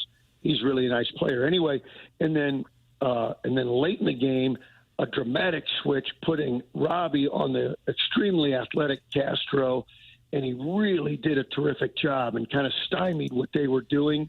A couple of times shifting what you were doing against GW, I think made a huge difference in the game. Rammer, what did you expect? I mean, did you think the team would? I know there was talent coming in, and Coach was quietly telling people. Although what Schertz will tell you off to the side, he'll also say with a microphone. He doesn't care. He'll just say it. But I felt privately he was saying this summer, hey, this is going to be a good team. This is going to be a good team. Has this exceeded, the talent here, has this exceeded your expectations? Without question. And there's still tons of time left. You can go up, you can go down, you can kind of be mediocre. So who knows what the next 6-7 weeks will bring. But, yes, Marty, you're right. Exceeded I mean, it's the best record the team's ever had at the beginning of the year. There's no way to expect that. And what I did know was it was the deepest team SLU's ever had and the most athletic team. Now, I didn't know that was going to translate into a 20-1 start. That's really a ridiculous thing to say. I got to tell you guys, I was there. It didn't even seem real in the game, and it didn't seem real when you look at the record on the season. So I'm not going to pinch myself for a while. Let's see how it goes. Bob Ramsey, our guest here on TMA 101 ESPN. He was on the call last night, the voice of the Billikens, joining us here on the program. You just were talking about, you knew that the athleticism was there, the depth was there. Comparatively speaking, I feel like this is an incredible moment for the program, and you've been the voice for so long in a variety of ways. Part of it is because the Blues and the Cardinals have fallen off, and this team plays a fun style of basketball. You have a coach who has a personality that is endearing, and so it really is a moment for plenty of people who weren't paying attention to start paying attention and get on board, and so therefore there's a real opportunity. And you see the prices for the tickets on Friday, Rammer, for the Dayton game. It's going to be tough to get into the building if people can't get in and they want to go. This is a real opportunity for the program. Yeah, a couple of things there. First of all, I think it's probably sold out by this morning. I think last night after the game, somebody told me there were like 6 or 8 tickets left. So, it'll be an absolutely full building. The building was nuts last night, and I think we were probably 2,000 short of a sellout. So that tells you what kind of atmosphere it can be. As far as I think it's funny about our town, and you guys talk about this sometimes. We really are the show me state, and I think when it comes to basketball in particular, a little bit of a show me town and state as well. And so you mildly disappointed because the fans that were showing up in November and early December, they were great, but there were still a lot of empty seats and people saying, "Oh, okay. Let's play somebody. Let's see how you do." I think, though, maybe people like me and others weren't describing how much fun the style is. And And so those have been there from day one or along for the ride, but there's always room on the bandwagon, right? And I think when you can win games and play in a really fun style, that makes for the kind of product that'll fill up buildings and get people talking. Rammer, do you think they're getting closer to the point where you don't have to win the A10 tournament to get a bid? Now, that's for sure. So that should be obviously the goal. But I feel like the resume and now even just some of the national attention, if you can get to 29-3 or whatever the math is, 30-3, and if you don't have to, you think you're getting closer to where there would still be a bid without winning the conference tournament? Yeah, I think your record still would have to be pretty gaudy to get that done.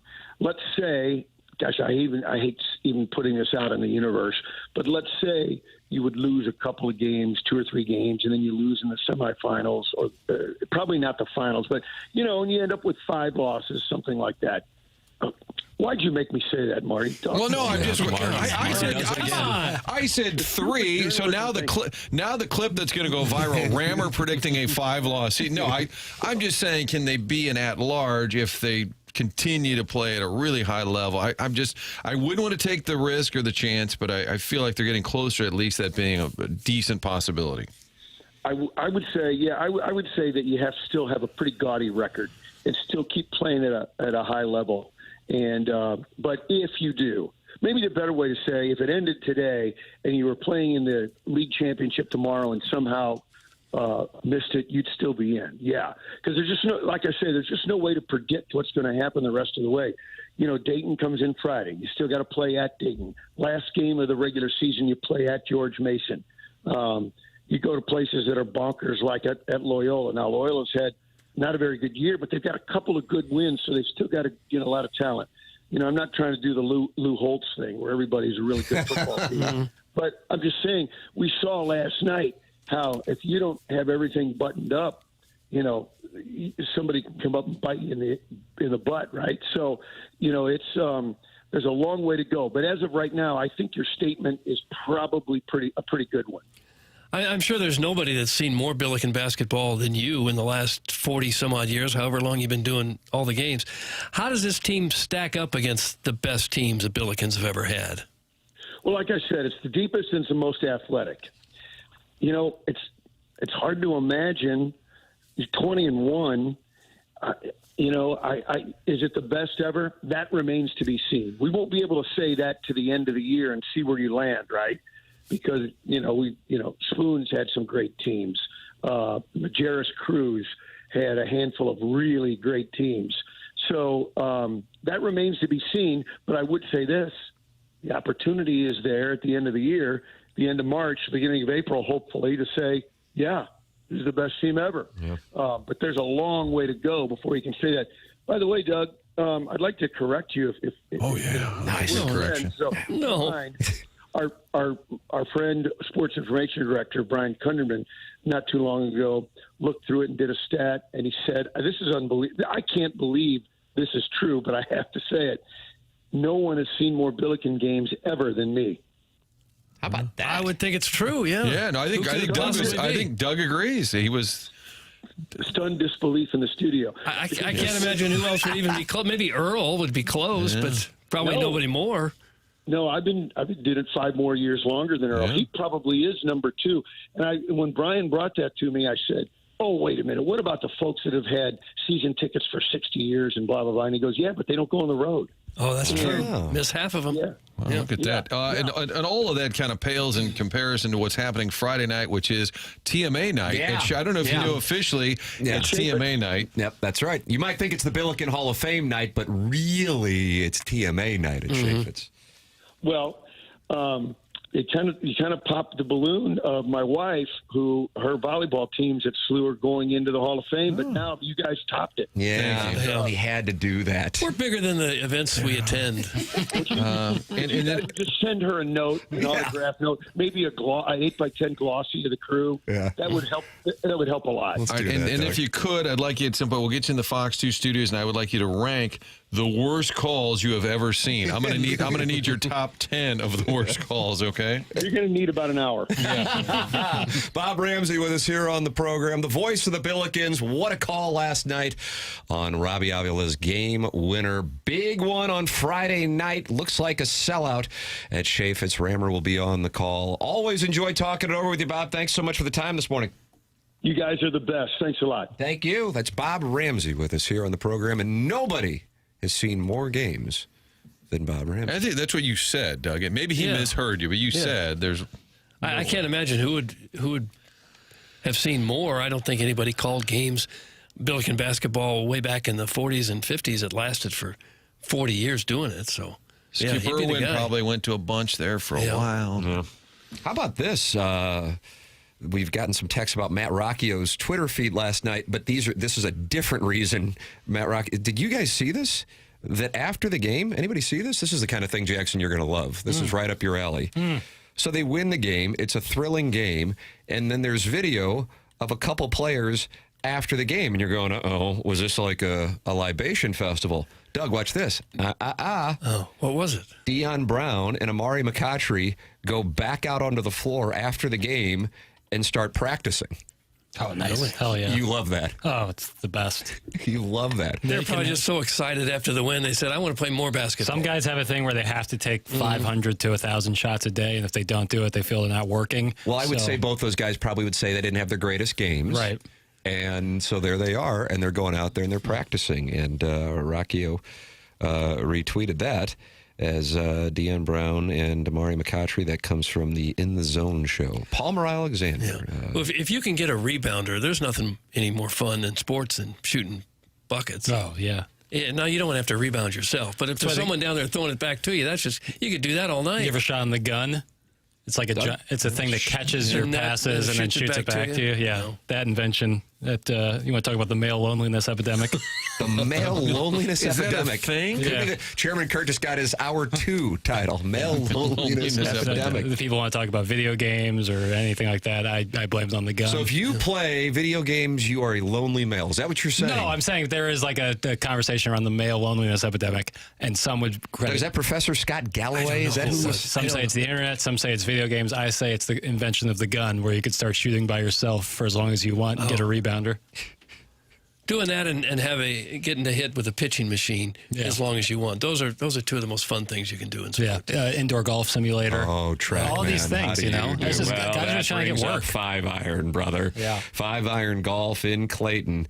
Oh, my goodness. If you have not been, you have got to go. What a place. A wonderful social experience. If you're looking to hang out, they've got a wonderful bar there and restaurant. The food is so good. But then, if you just want to practice, you have all of these TrackMan simulators at 5-Iron Golf in Clayton, online at 5irongolf.com. It's at 8015 Forsyth Boulevard. I think if you look at the outside of it, you go, there's no way there's a bunch of simulators in there, a bar and a restaurant, but there are. 5-Iron has memberships, and 5-Iron hosts parties, and you can go in there and hit on the indoor range, or you can also play a wide variety of 200-plus world-class courses, rain or shine, no dress code.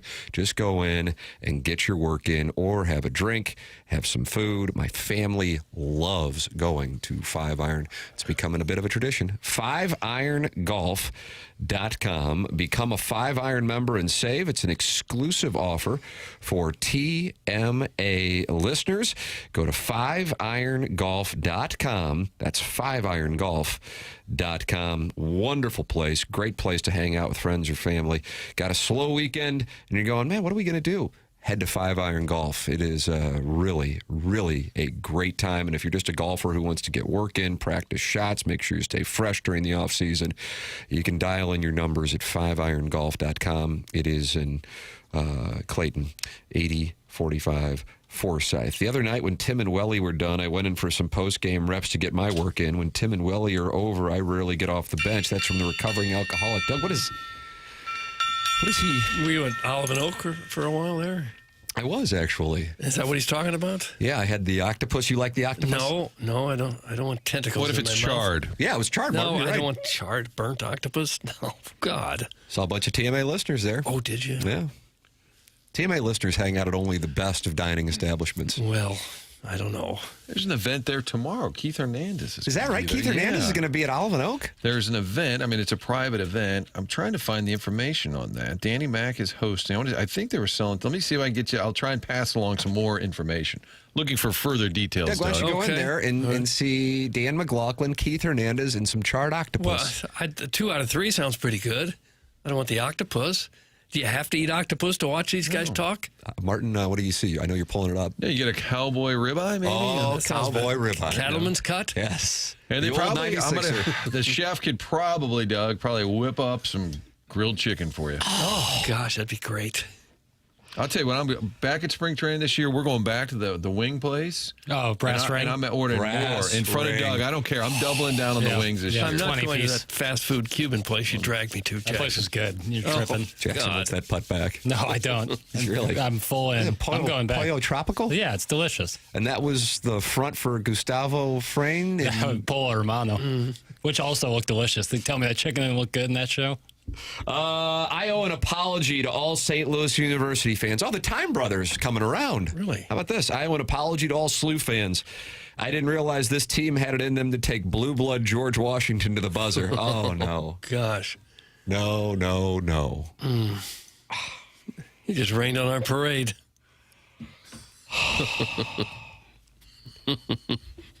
Guys, did I just hear Jackson get there?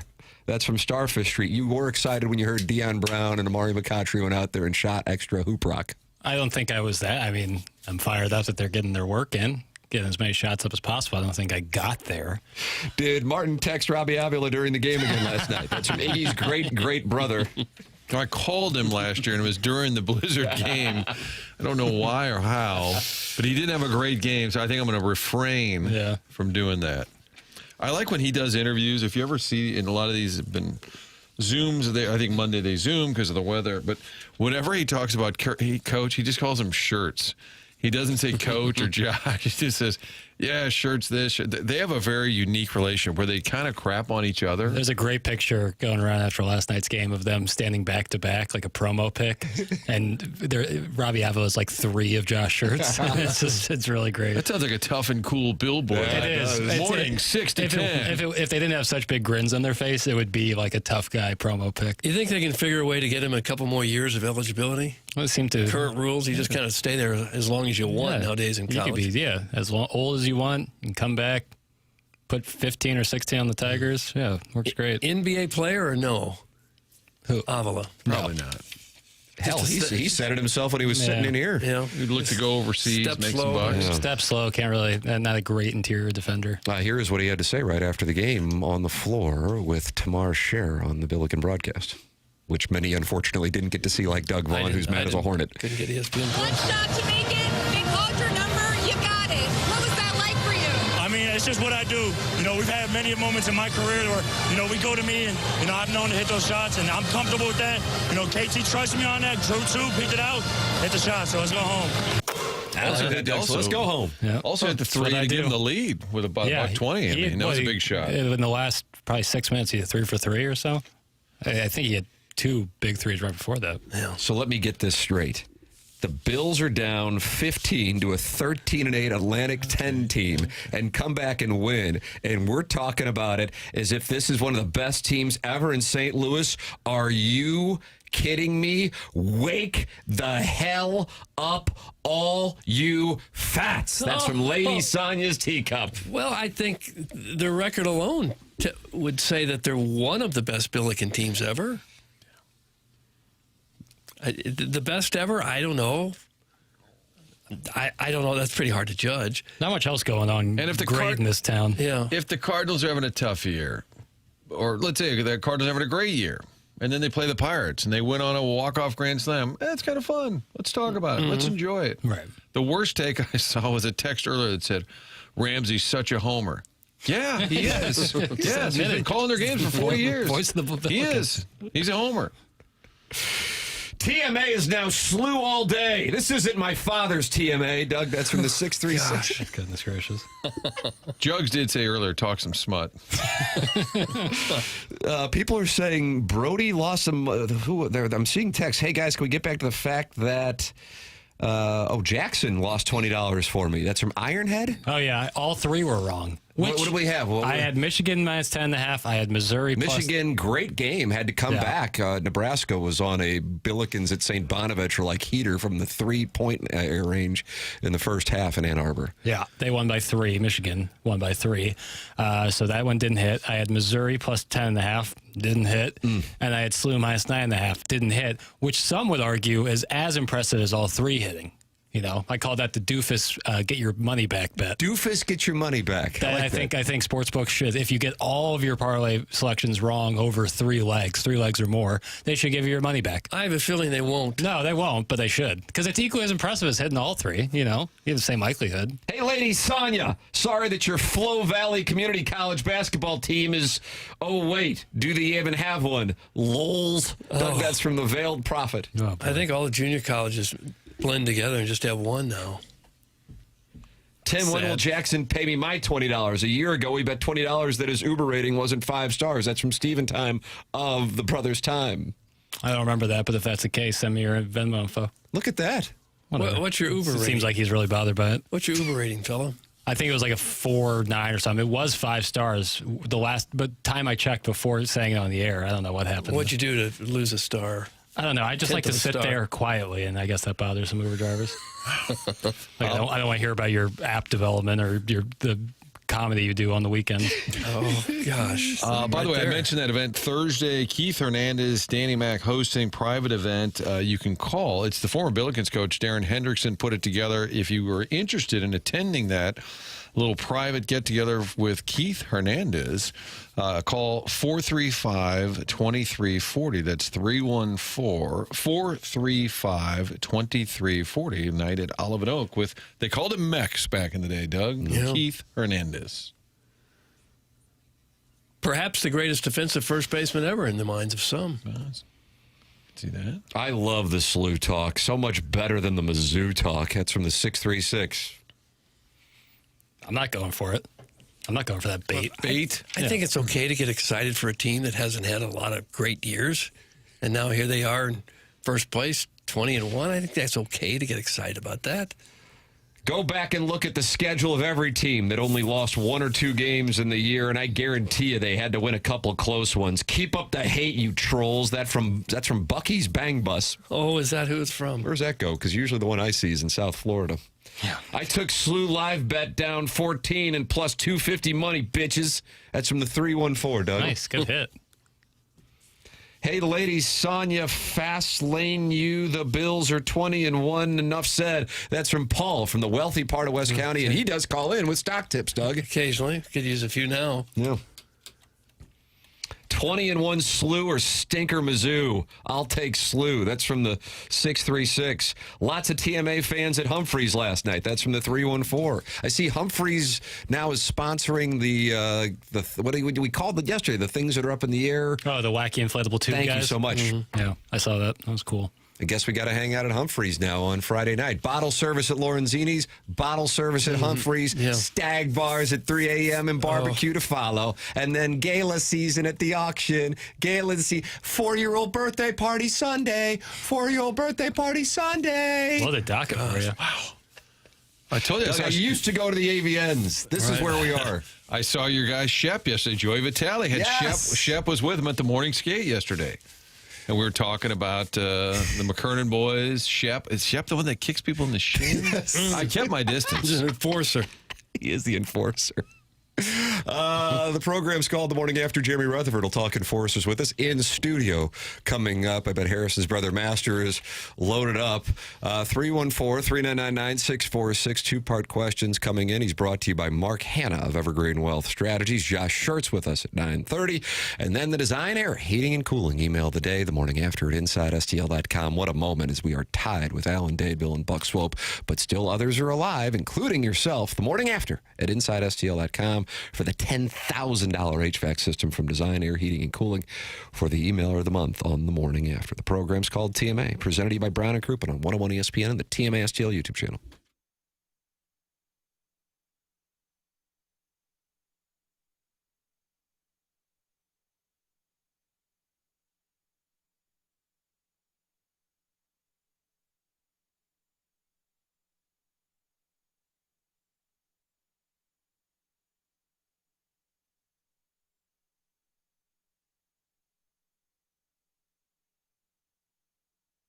AutoLoanPro.com. That's the website to head to if you're in the market for a new car, and it doesn't matter what the situation is. They're going to get you that car, little to no money down, best rate possible. That's their guarantee to you no matter what the situation. Anyone can sell you a car, but it takes pro to do it right. AutoLoanPro.com. Get online, download that free playbook they put together.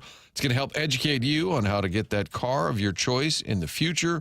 AutoLoan Pro, part of the Lita family, working with over 50 different lenders, not vendors. There's a difference.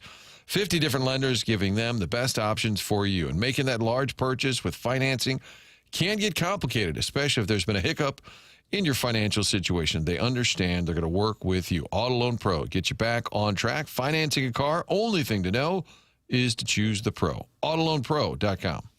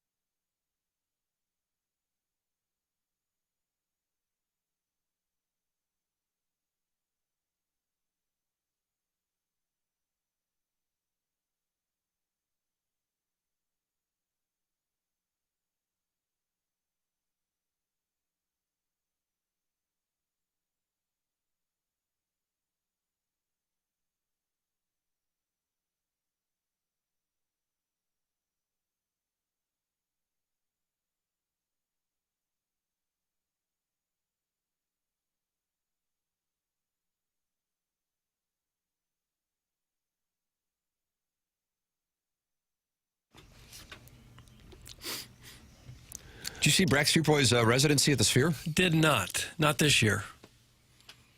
Have you been to the Sphere, Tim? I have not been inside the Sphere. I want to go, and I want to see The Wizard of Oz, the movie there. And they, like, have shrubs blowing around in there. Supposedly, yeah. They have debris that blows into your face and everything. You're into that, huh? Jeremy Rutherford's going to join us here coming up in the next segment. We've done like 3 30-minute segments, so we need to catch up. Brown and Crouppen is the presenting sponsor of the program. Founded in 1979 and serving St. Louis for over 45 years and helping the injured in St. Louis get justice for over 45 years. To the insurance company, you're just a claim number. To your team at Brown and Crouppen, you're a person with a name that Brown and Crouppen cares about and will fight for. Don't you want a local law firm, one that knows how to handle the big national insurance companies and the local courts? Plus, they are going to come to you. After an accident, money's tight. That's why they offer so much for free. You can always call them for free any day, anytime. Your first consultation, always free. They come to you for free, whether it's at home or in the hospital. At Brown and Crouppen, it won't cost too much. You pay nothing up front, and they never get paid unless you do. When you're a client, all questions are answered for free. If you think you may need Brown and Crouppen services, call 314-222-2222 or go to getbc.com. Make sure you let them know you heard about them on TMA. Remember, the choice of a lawyer is an important decision and should not be based solely on advertisements. Past results are no guarantee of future results, and every case is different and must be judged on its own accord. The Stiefel dossier features Jeremy Rutherford in studio taking 2-part questions. Next, Josh Schertz with us at 9:30, and then we have the Design, Air, Heating, and Cooling email of the day coming up. There's your Stiefel dossier. The program's called TMA, presented by Brown and Crouppen on 101 ESPN and the TMA STL YouTube channel from the Stiefel Studios.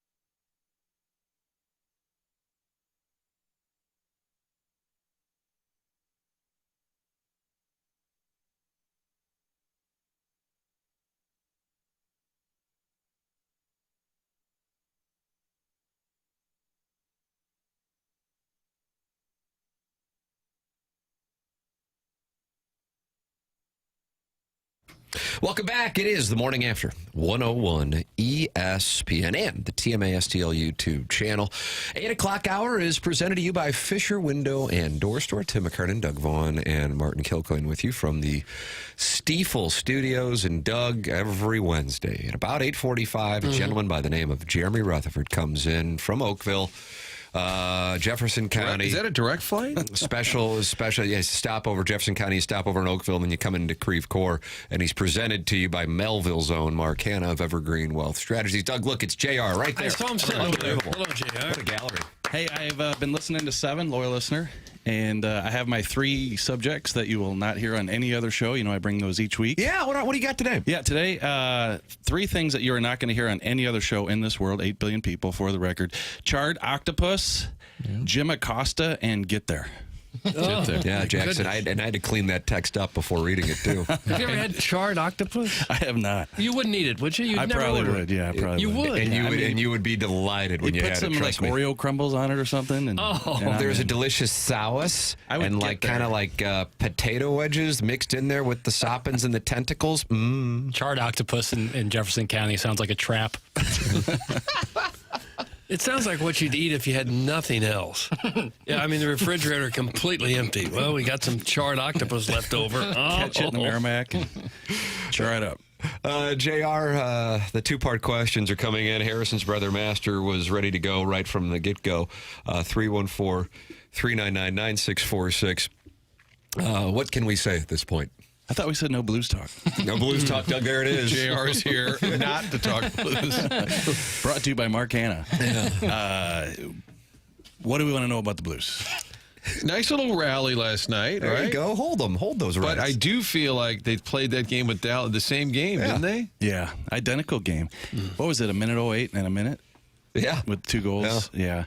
And also off of icing, although, the ones the other night, Broberg and Parayko, those were kind of plays that you'd like to have back. But last night, at first when I saw that pass by Tucker down the rink for the icing, I thought, oh, here we go again. But Jim Montgomery explaining afterwards that one was actually a good play, just kind of skipped off the glass and got away from the forward, and he couldn't get a piece of it to prevent the icing. So puck goes back in the blue zone, and Dallas scores again. So tough loss.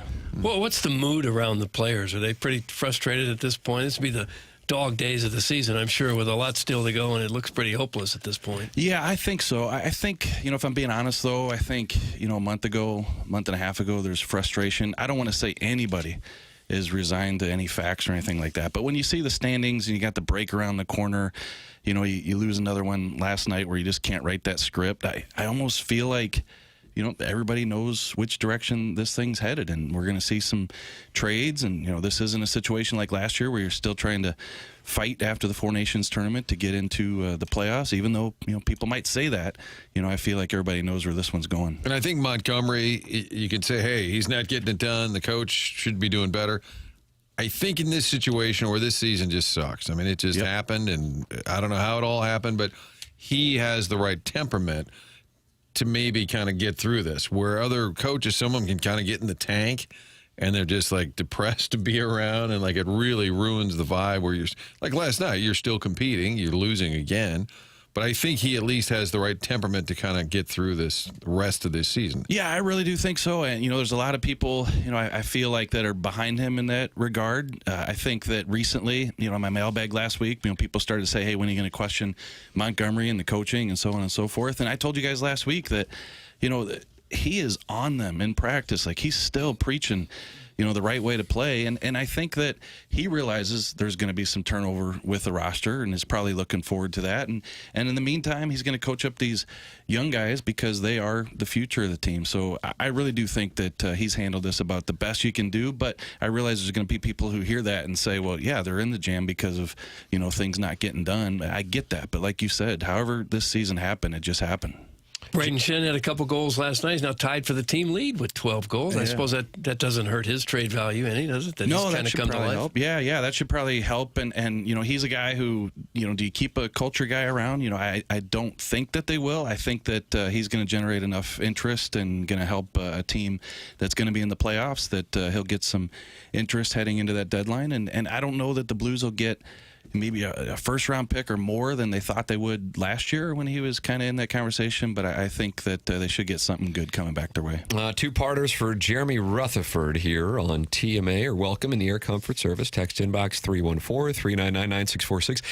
We'll also take a look at the two-parters in the Michelob Ultra YouTube chat. Open up your YouTube app, type TMA STL, and you can subscribe to the TMA YouTube channel. And if you'd like, talk it over with other listeners while watching the program. Greetings, JR.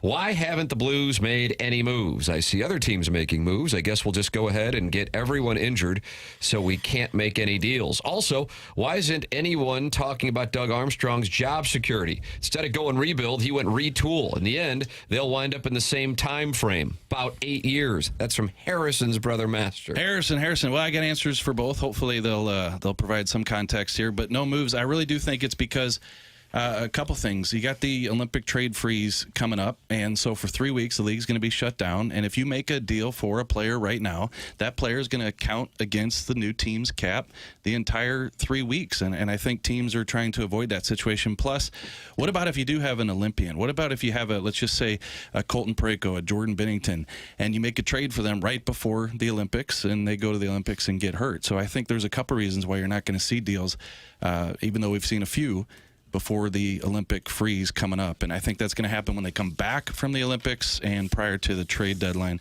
in early March. And job security, like, he's here for the next 3 years after next season as the president of hockey operations. So, there's no issue or topic or conversation to be had with Doug Armstrong and job security because we already know what's going to happen with that. Well, cousin Nick, who from Minnesota, now from Atlanta, says leading the team in goals with 12. 12? Tied for the top. That's tough. And this is a guy who grew up in Minneapolis, all the hockey, loves the hockey, and is just a casual observer of the Blues and says leads the team with 12. That is a sign of how bad it's been. Yeah. What was it the other? I think I'd have to look at it. Dallas had 5 players with more goals than the Blues' leading scorer, and I think somebody said that of those 5, they're all 26 or under, or three of the 5. So, I really do think when you look at some of these Blues young players, the Snuggeruds, the Dvorskys, the Stenberg, there's reason for optimism, but this year, the production from those top guys hasn't been there. And if you had to write the obit today, I think that's the number one reason why this team didn't come together this year, because of that lack of production up top. Yeah. JR, please tell us Kairu's days are numbered as a Blue and best Jeffco bathroom stall to just get after it. That's Jobu's Rum.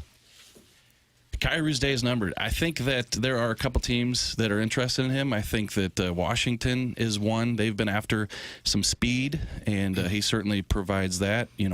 Blues fans can say what they want about Kairu, but I think he's viewed around the league as a player who can bring that. There's been some Seattle rumors.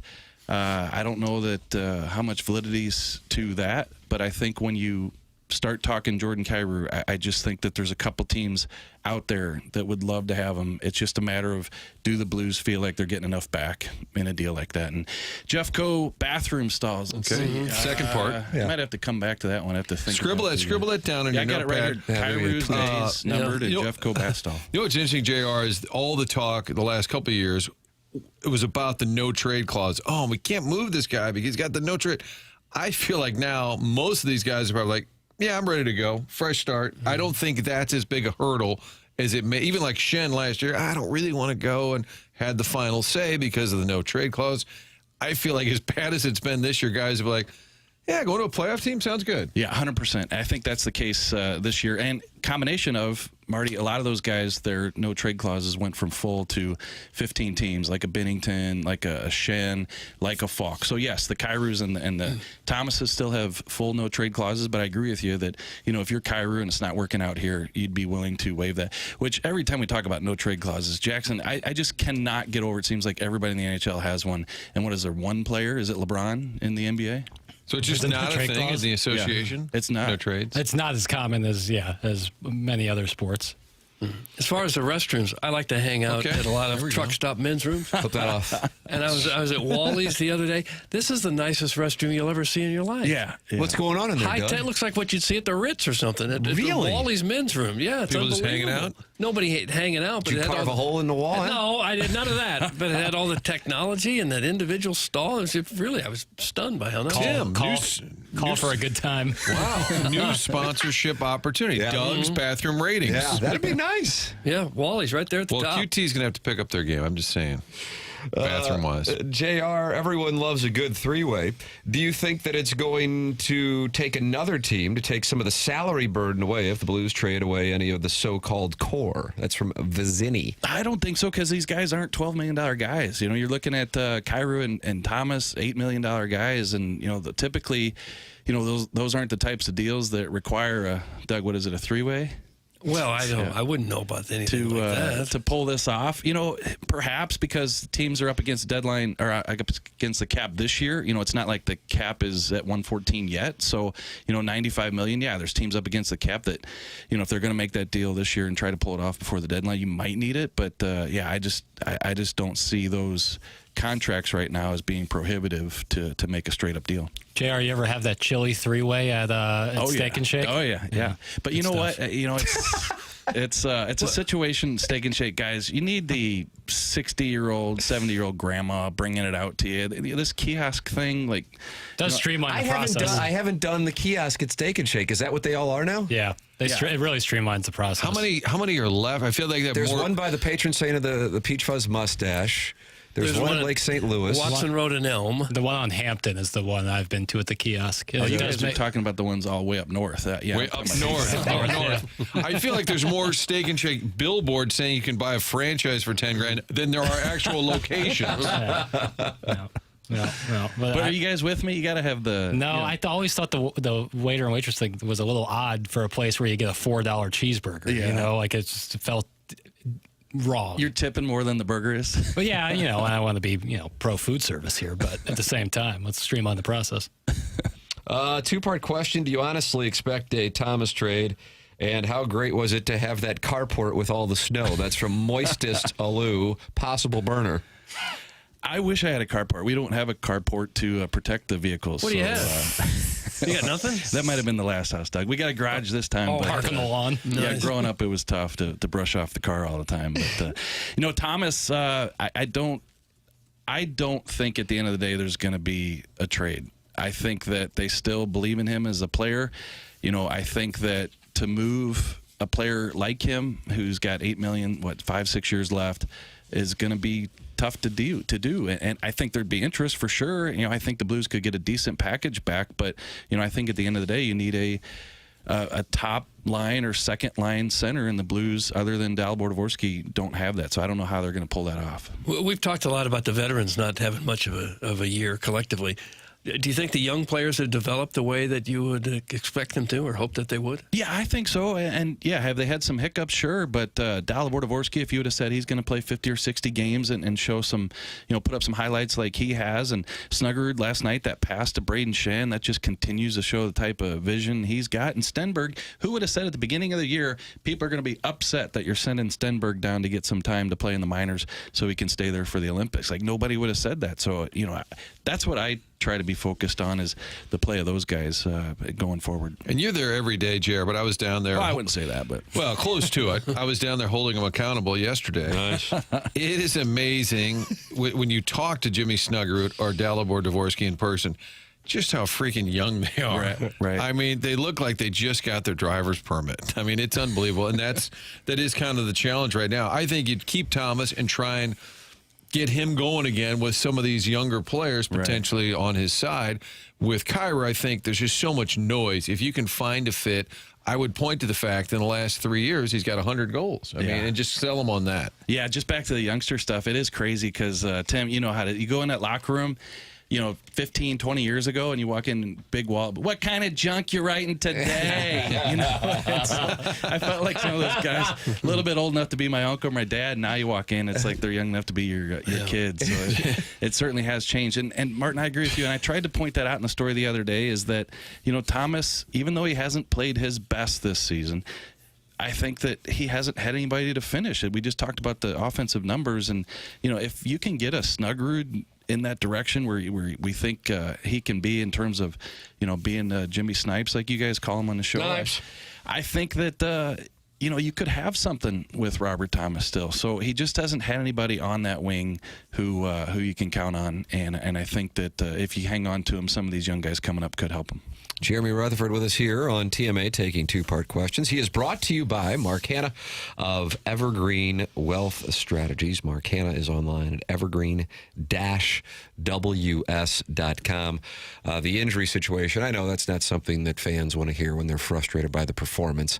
I think two things can coexist, and that is the team has underachieved to the utmost levels, and then at the same time, what they're dealing with from a health perspective. I mean, you could have 5 of the top 6 forwards out tomorrow night against Florida. I mean, this thing it's off the rails. It really is, and nobody's going to sit here and talk about excuses, stuff like that, but it's when you miss 1 or 2 of those guys, it's something. But when you're missing 5 of 6 top 6 guys, to even be in that game last night, down to 10 forwards and down 3-0, I think shows a little bit. And that's not me, waving any pom-poms. It's just a situation where they're decimated up front. And so I did ask Jim Montgomery last night, if you don't have Jordan Kyrou or Jake Neighbors back Thursday night against Florida, could you get any of the injured guys back, meaning Thomas, Suter, those guys? And he said, I do not think so. Yeah. So said he's hoping for a pleasant surprise, but not expecting it. Yep. So definitely could be shorthanded against the Panthers. Do you ever have to write when you're not 100%? You're bloated or something and really don't want to be there, and you have to soldier through it? Yeah, just about every time I write. Is that right? Yeah, that's when you're bloated? Yeah. And I've told you guys probably this before, but the one that sticks out the most, I'll never forget this, is when training camp's getting ready to start years and years ago, and I get a phone call that says they're going to suspend Keith Tkachuk. He's not going to be at camp tomorrow, because he's out of shape coming back from the lockout. And I literally had to sit there at my laptop and write a story, and I couldn't see over my belly to hit the keyboard to write this story about somebody else being out of shape. Jesus, this guy's calling me out for a joke.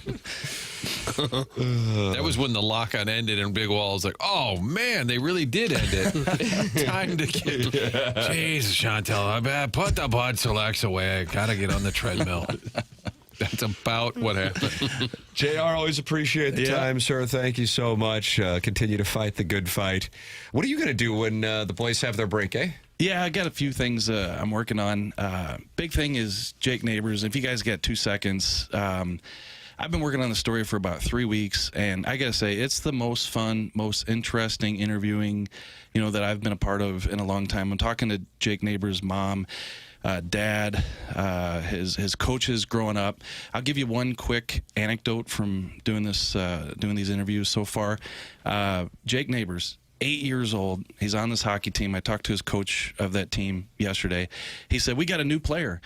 And I walked in the locker room and I said, hey, guys, we are the Mustangs. We got a new Mustang, and here he is. And he brought the new player in the room, and he said, Jake Neighbors got up out of his seat, walked over, stuck his hand out, shook his hand, said, welcome to the Mustangs. I'm Jake Neighbors. Anything you need, let me know. And the coach said, this kid is 8 years old. Oh, he my said, God. I looked right there and then and said, this kid is going places. So TJ Oshie last night on the broadcast, the ESPN broadcast, was saying he's talked to guys on the team and said that guy's going to be a captain. And say he's like the next captain, because obviously there's likely going to be a conversation here in the next, 5 weeks between now and the deadline and Shen. But that is, and Oshie's locked in. That is the reverence that he has. And, man, that's what an incredible story that is. So when's that? Is that out, or is that coming out? Probably during the break, yeah. Put some time in and get some more time to put today and sit down with Jake again and talk to him about some of these things. But that story that I just said, that's one of about 6 or 7. We're talking grade A stories about Jake Neighbors that kind of fit what everybody thinks about him.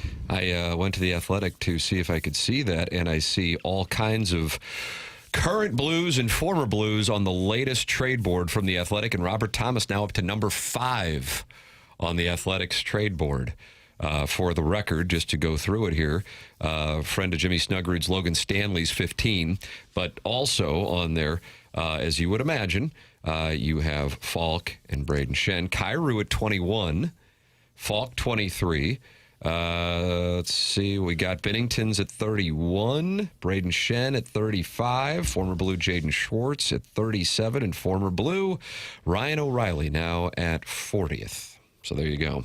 Doug, you like rankings? I do like rankings. Loves power rankings. I don't like bracketology, but I like rankings.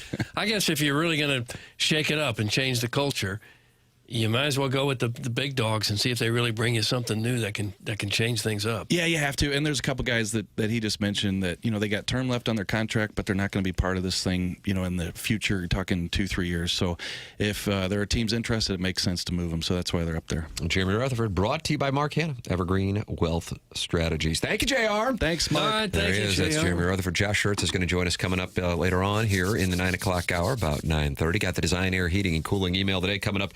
Doug, we've got one for the ages coming up in the next segment. MLB Network hosts did their franchise favorite lineups yesterday, and we're going to give those to you, and that'll allow you to play a guessing game. Oh, gosh. So that's coming up on the other side of the break. This is TMA 101 ESPN.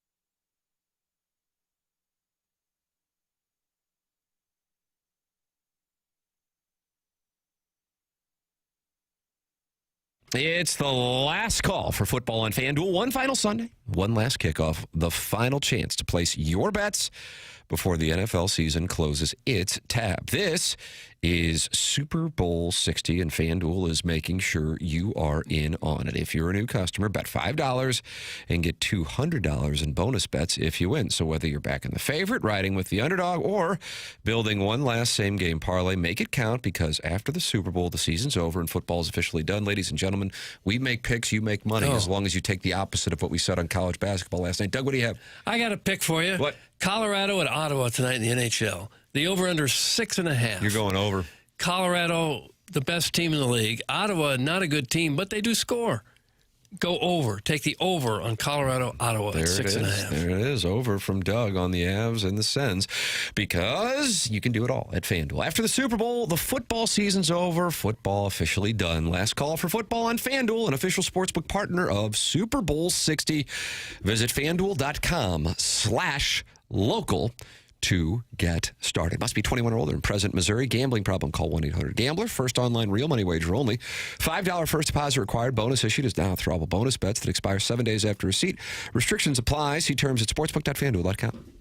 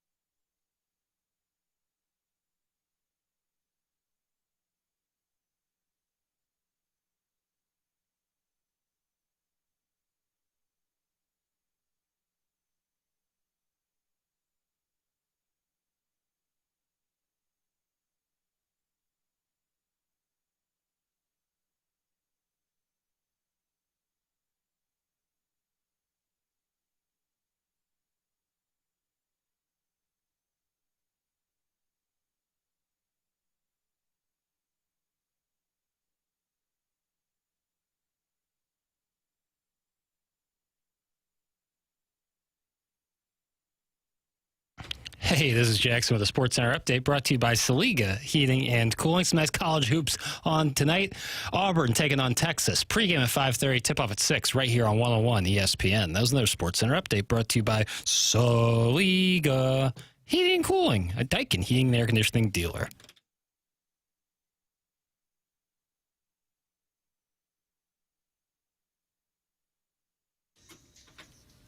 A lot of Backstreet Boys today, huh? This is in sync. Same. Because it's Joey Fatone's birthday today. And this is how Papers gets there? Jackson? Not how I get there. I know Chairman Kurt's a big in sync guy. Doug, you had O-Town, you had 98 degrees. Mm-hmm. Backstreet Boys. Yeah, you sure had those guys. Fatone's 49th birthday. Is that right? 49. Wow. Well, we'll celebrate that with Josh Schertz, who will join us coming up on the Stiefel dossier here in about 15 minutes. Doug, did you get a chance to see the MLB Network? They did their franchise favorites. They're going around the league doing franchise favorites and then putting together a lineup of the best players from each organization. And yesterday was the Cardinals. Did you get a chance to see I this? did not. Okay. Matt Vasgersian put together his lineup of all-time Cardinals. Okay. Who do you think he had? Either Molina or Simmons. Nope. No? Brzezinski. No. The Cardinals' two best catchers aren't Molina or Simmons? I'm holding up the list. Okay, so we've already got an issue. We didn't even get beyond the backs. All right, Wilson Contreras. Did they have Joe Torre? Probably Gary Played, Bennett. What, 1 year? Nope. Not Pozo. LaRue. One of the Cooper brothers? McCarver? McCarver, you got it. I mean, he was a hell of a player. Tim McCarver was an all-star at times. Okay, so I don't think he was either. He wasn't as good as Simmons or Molina. First base. Pujols. Okay. See, this isn't. Second base. The all-time second baseman, Rogers Hornsby. No. What the hell's he talking about this? Vina. Yes. Rogers Hornsby did not make. What? I was kidding. Fernando Vina? What? I mean, and I love him, and he was a great player, but he wasn't here. Surprise guess. Wasn't here very long. Wasn't here long enough. Tommy Herr, maybe? No, Vina. Cardinal. Rogers Hornsby got it right away. Oh, my God. All right, so the next one, I just have to make a joke guess, and I might get it. There was a stat where Rogers Hornsby, over like a 2-year period, hit 500. Compared to Fernando Vina's time here, you look like an ass. Okay. Shortstop. Who knows? Renteria. Who knows? Dal Maxfield. Not Earl Osborne. Shishawali list. It's obvious. Ozzie. Marty Marion. Yes. Okay. I don't know what you're... Yeah, seriously. If Hornsby wasn't obvious, none of them are obvious. If I said Ichiro, are you no doubt first ballot? In what sport? He had Fernando. Let's back up. Fernando Vina. Fair question. Third base. Ken Boyer. Scott No. Rowland. No. Nolan Arenado. No. Troy Gloss. I mean, Pepper Martin, the wild hoss of the Osage. No. No. It wasn't Boyer or Rowland or Arenado? No, sir. Tyler Green? Troy Gloss? No. I gotta need initials. Mike Shannon. MC. MC. Claves? Mickey Cochran, he was a catcher for the Philadelphia A's. As we've seen with the Cardinals, being a catcher doesn't Matt necessarily mean- Carpenter. Thank you, Mark. Martin Matt seems like he's Carpenter dialed. is the all-time Cardinal third baseman. Over Roland? Got guys in the Hall of Fame. MVPs. This is the worst list I've ever seen. Outfield. Brocken left. Yes. I wonder if Musial made the team anywhere. Probably not. He didn't. He didn't. What the hell are we doing here? Rest in peace, Dan. Did he really not put Musial and Hornsby couldn't crack the list, but Vina and Carpenter did? I won't hear of it anymore. Michael Ciani. Dan Musial cannot find a place on the team?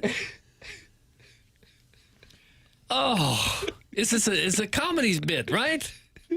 This can't be real. This is from the MLB Network. I'm looking at the list. Did Edmonds get in there? No. Joe Medwick? No. Triple Crown winner? No, of course not. Why would he? Oh.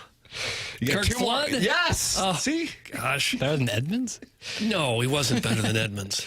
So we got Brock and Flood out there? We got Brock and Flood, and then we need another outfielder in the DH, and then we have our team. Gosh.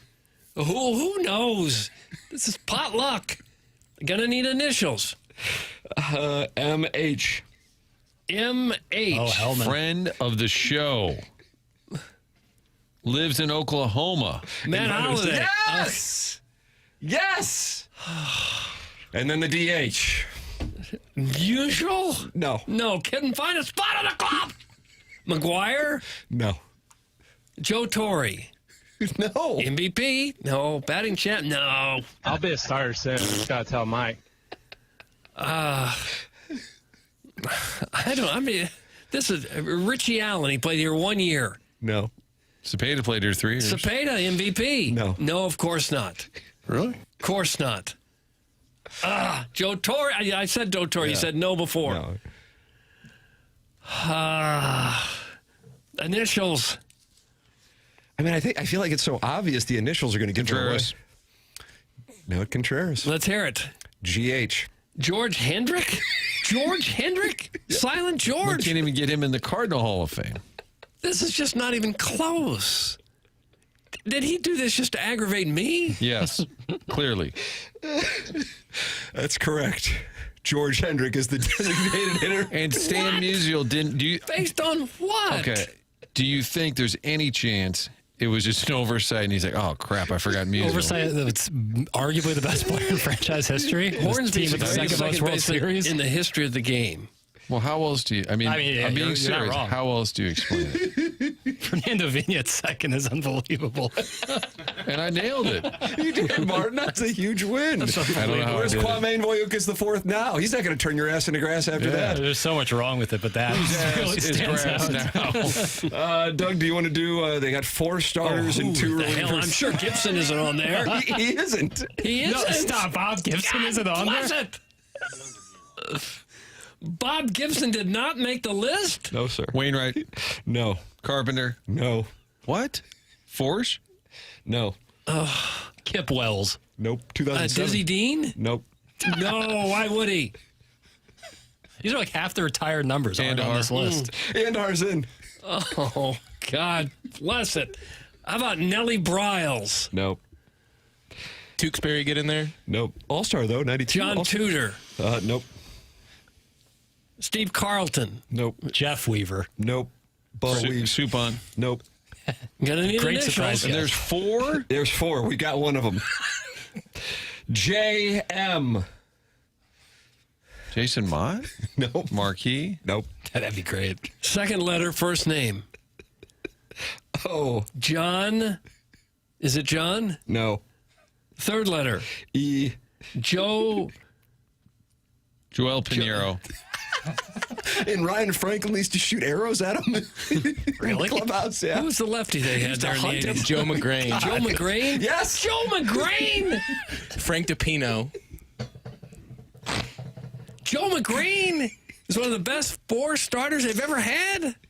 I'm just reading what's in the prompter. I don't. It's like he never even heard of the franchise before. I need more initials now because it's potluck. It's wild guess. So what do we have? Andahar and McGrain? That's correct. But no Bob Gibson, no Wainwright, no Carpenter, no Bob Forsch. You could make a team of guys who didn't make this team and Carlton. it's going to be better than the team that did. They love the fans, not money. Wow. He's got to be messing. And Vasgersian would be the kind of guy. DC. DC. Did you say DC? That's right. That's right. Second Danny letter. Cox. Yes. Danny Cox. Martin's dialed in. Okay. And then finally, Daryl Kyle. DK57. 2 relievers. Bruce Sutter? No. No, of course not. He's only a Hall of Famer. Engine 42. Isringhausen. Jason Isringhausen. No. Lee Smith. No. Howard Worrell. Hal Woodashik. No. They've had some great relievers. Yeah, they have. Steve Klein. No.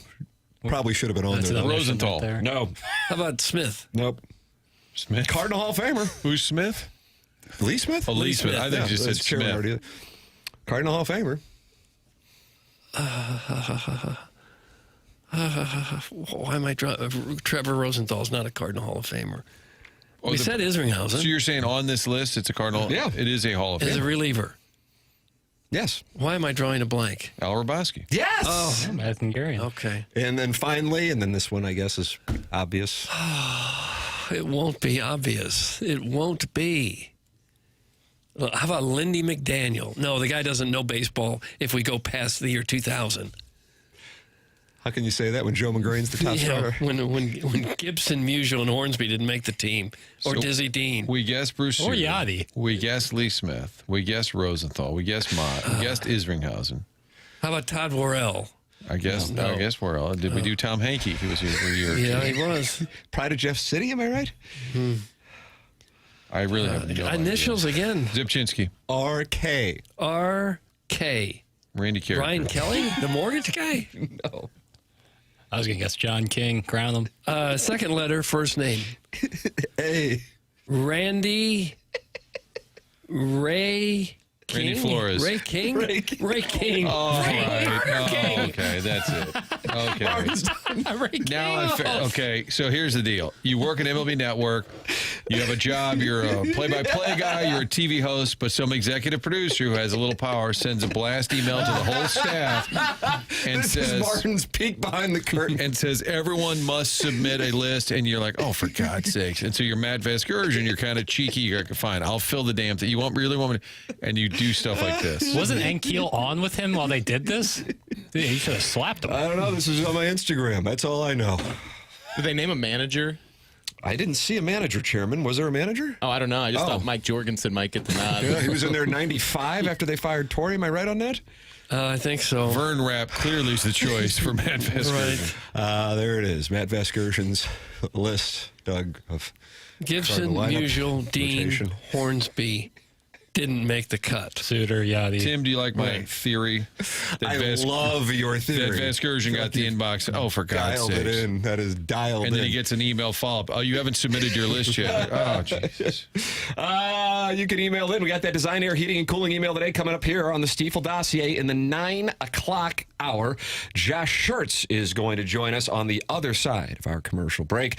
And 100 West Dental is a longtime TMA sponsor, and Dr. Brandon Pryor has been saving the day for me over the last couple of months. Can't say enough good things about 100westdental.com, located on Manchester in Baldwin. When you look in the mirror and smile, do you like what you see? Or are you seeing some problems? And it's just not about vanity and looks. It's also about looking and feeling your best with a healthy smile. And Dr. Pryor at 100 West Dental is my guy. They do more than your typical dentist. They don't just clean teeth. 100 West Dental rebuilds smiles and confidence. Got worn teeth, chipped edges, gaps. Dr. Pryor handles the heavy lifting, veneers, bonding, full mouth rehabs. And here's what they're offering for TMA listeners right now.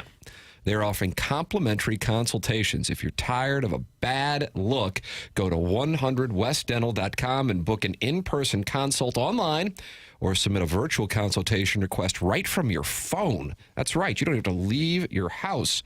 Stop smiling with your mouth closed in photos. Go see Dr. Pryor. It's 100westdental.com and let them know you are a TMA listener. Josh Schertz joining us on the other side of the break. Mark Hanna, sponsor of the 9 o'clock hour. This is The Morning After, presented to you by Brown and Crouppen on 101 ESPN and the TMA STL YouTube channel from the Stiefel Studios.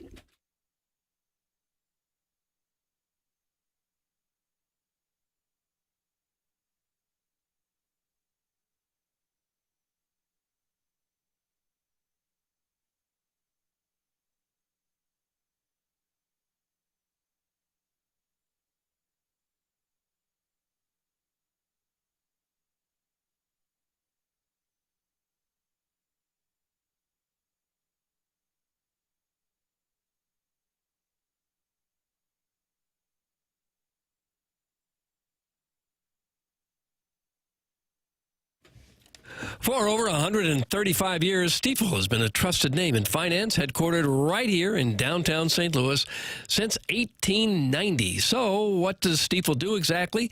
pretty much everything money-related. Wealth management, yes. Banking through Stifel Bank, check. Own a business? Well, they've got a full-service investment bank for that, too.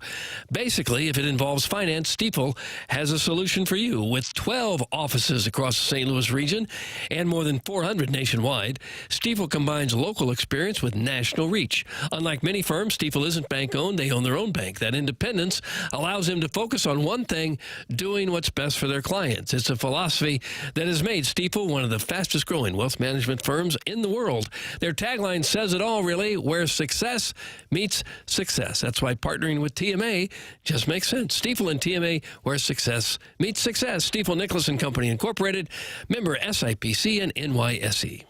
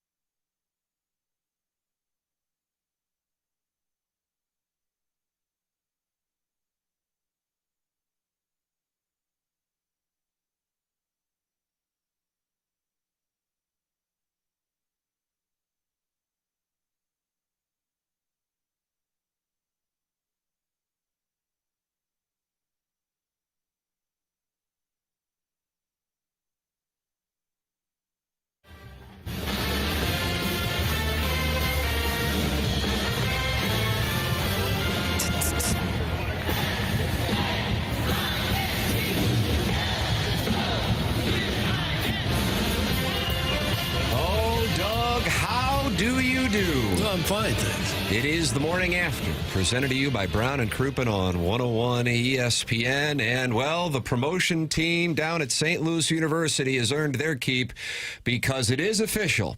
What is being called by many TMA night at Chaffetz Arena Friday. And by many, you mean us. That's correct. By many in this studio has led to a sellout just tweeted out by our guest right now on the Callier and Thompson phone lines, head coach Josh Schertz. Doug, it's a sellout for Dayton on Friday night at Chaffetz Arena. Nice. How about that? They should all be sold out. Joining us right now to talk it over, the head coach of the Billikens and the fifth member of the dais, head coach Josh Schertz. Morning, Coach. Morning, guys. Glad to be back on my regular time. I feel good now. Yeah, see, Doug hasn't taken vacation, so we haven't had a chance to have you in, and kind of been missing you. He needs to get out of this weather. Maybe head to somewhere warm for a month or two and relax. Now slave to journalism. Well, I was told, slew sources, that Doug actually texted Schertz the winning play. Mm-hmm. No the way! Wizard of Crestwood. That is true. He said, listen, get Kellen and Robbie in some good spacing and get the heck out of the way. And I just said, all right. And they didn't use heck. I'll say that. Doug, not you. Profanity to the head coach? Doug used a lot of profanity in there. He just said, get those two in space and get the you-know-what out the way. And I listened. I said, you know what, let's go with that. I get wound up. There's no doubt about that. That's actually that's a famous story. Billy Cunningham was the Sixers coach, and one of the players years later told the story. He had called a late timeout, and he said, we're doing the give and go. And one of the players said, what is it, coach? He said, give it to Dr. J and get the hell out of the way. Greatest give and go. Give and go, yeah, exactly. Give him. Yeah, there's sometimes in coaching, less can be more. Less can be more. You don't have to overdo it all the time. So, that was great advice from Doug. I appreciate it. And that was. You're very welcome. He was tuned in. Yeah. Coach, I want to go through some of the moments last night in the weeds, and I know you'll share and go into that detail. Let's start with that play call, because it was observed on the television broadcast by Troy Robertson and Tom Ackerman that you were making sure that you communicated with Robbie before he went back out there after the timeout. So what was the mindset? What was the logic? What was the play call? And obviously Robbie came through and Kellen got it to him. Yeah, we called the timeout. We didn't have any kind of advantage. You're always seeing, we got the stop, we got the rebound. They missed a tip at the rim, which we were fortunate. And then, you're coming up the court and you're trying to see, do we need to call a timeout? And that's the first thing. And I thought we didn't have any natural advantage. So then you want to call a timeout, get it set. And we just went to something that we have done a lot. We call it flat spacing, and basically, put Rob at the nail and then put three guys along the baseline. And, we put the ball in Kellen's hands. And what we were discussing there was just, they were guarding Kellen with a big. Some of the game it was Castro, their center. Some of the game it was their four-man Johnson. But they were putting big guys on him and backing him up. And so we just wanted to get those two in that spacing, play two-man game, and then really just told Robbie, we thought if Castro was guarding him, Castro would sink to try to block the shot, which is his natural inclination. He's the best shot blocker in the league, he and Miles Rubin. So I told him, I said, hey, read it. If he sinks, pop. And Kellen told Kellen, to obviously just attack and get to the rim. And when we wanted to go, and we wanted to go with 7 seconds left and get the last shot and give ourselves a chance at offensive rebound if we missed.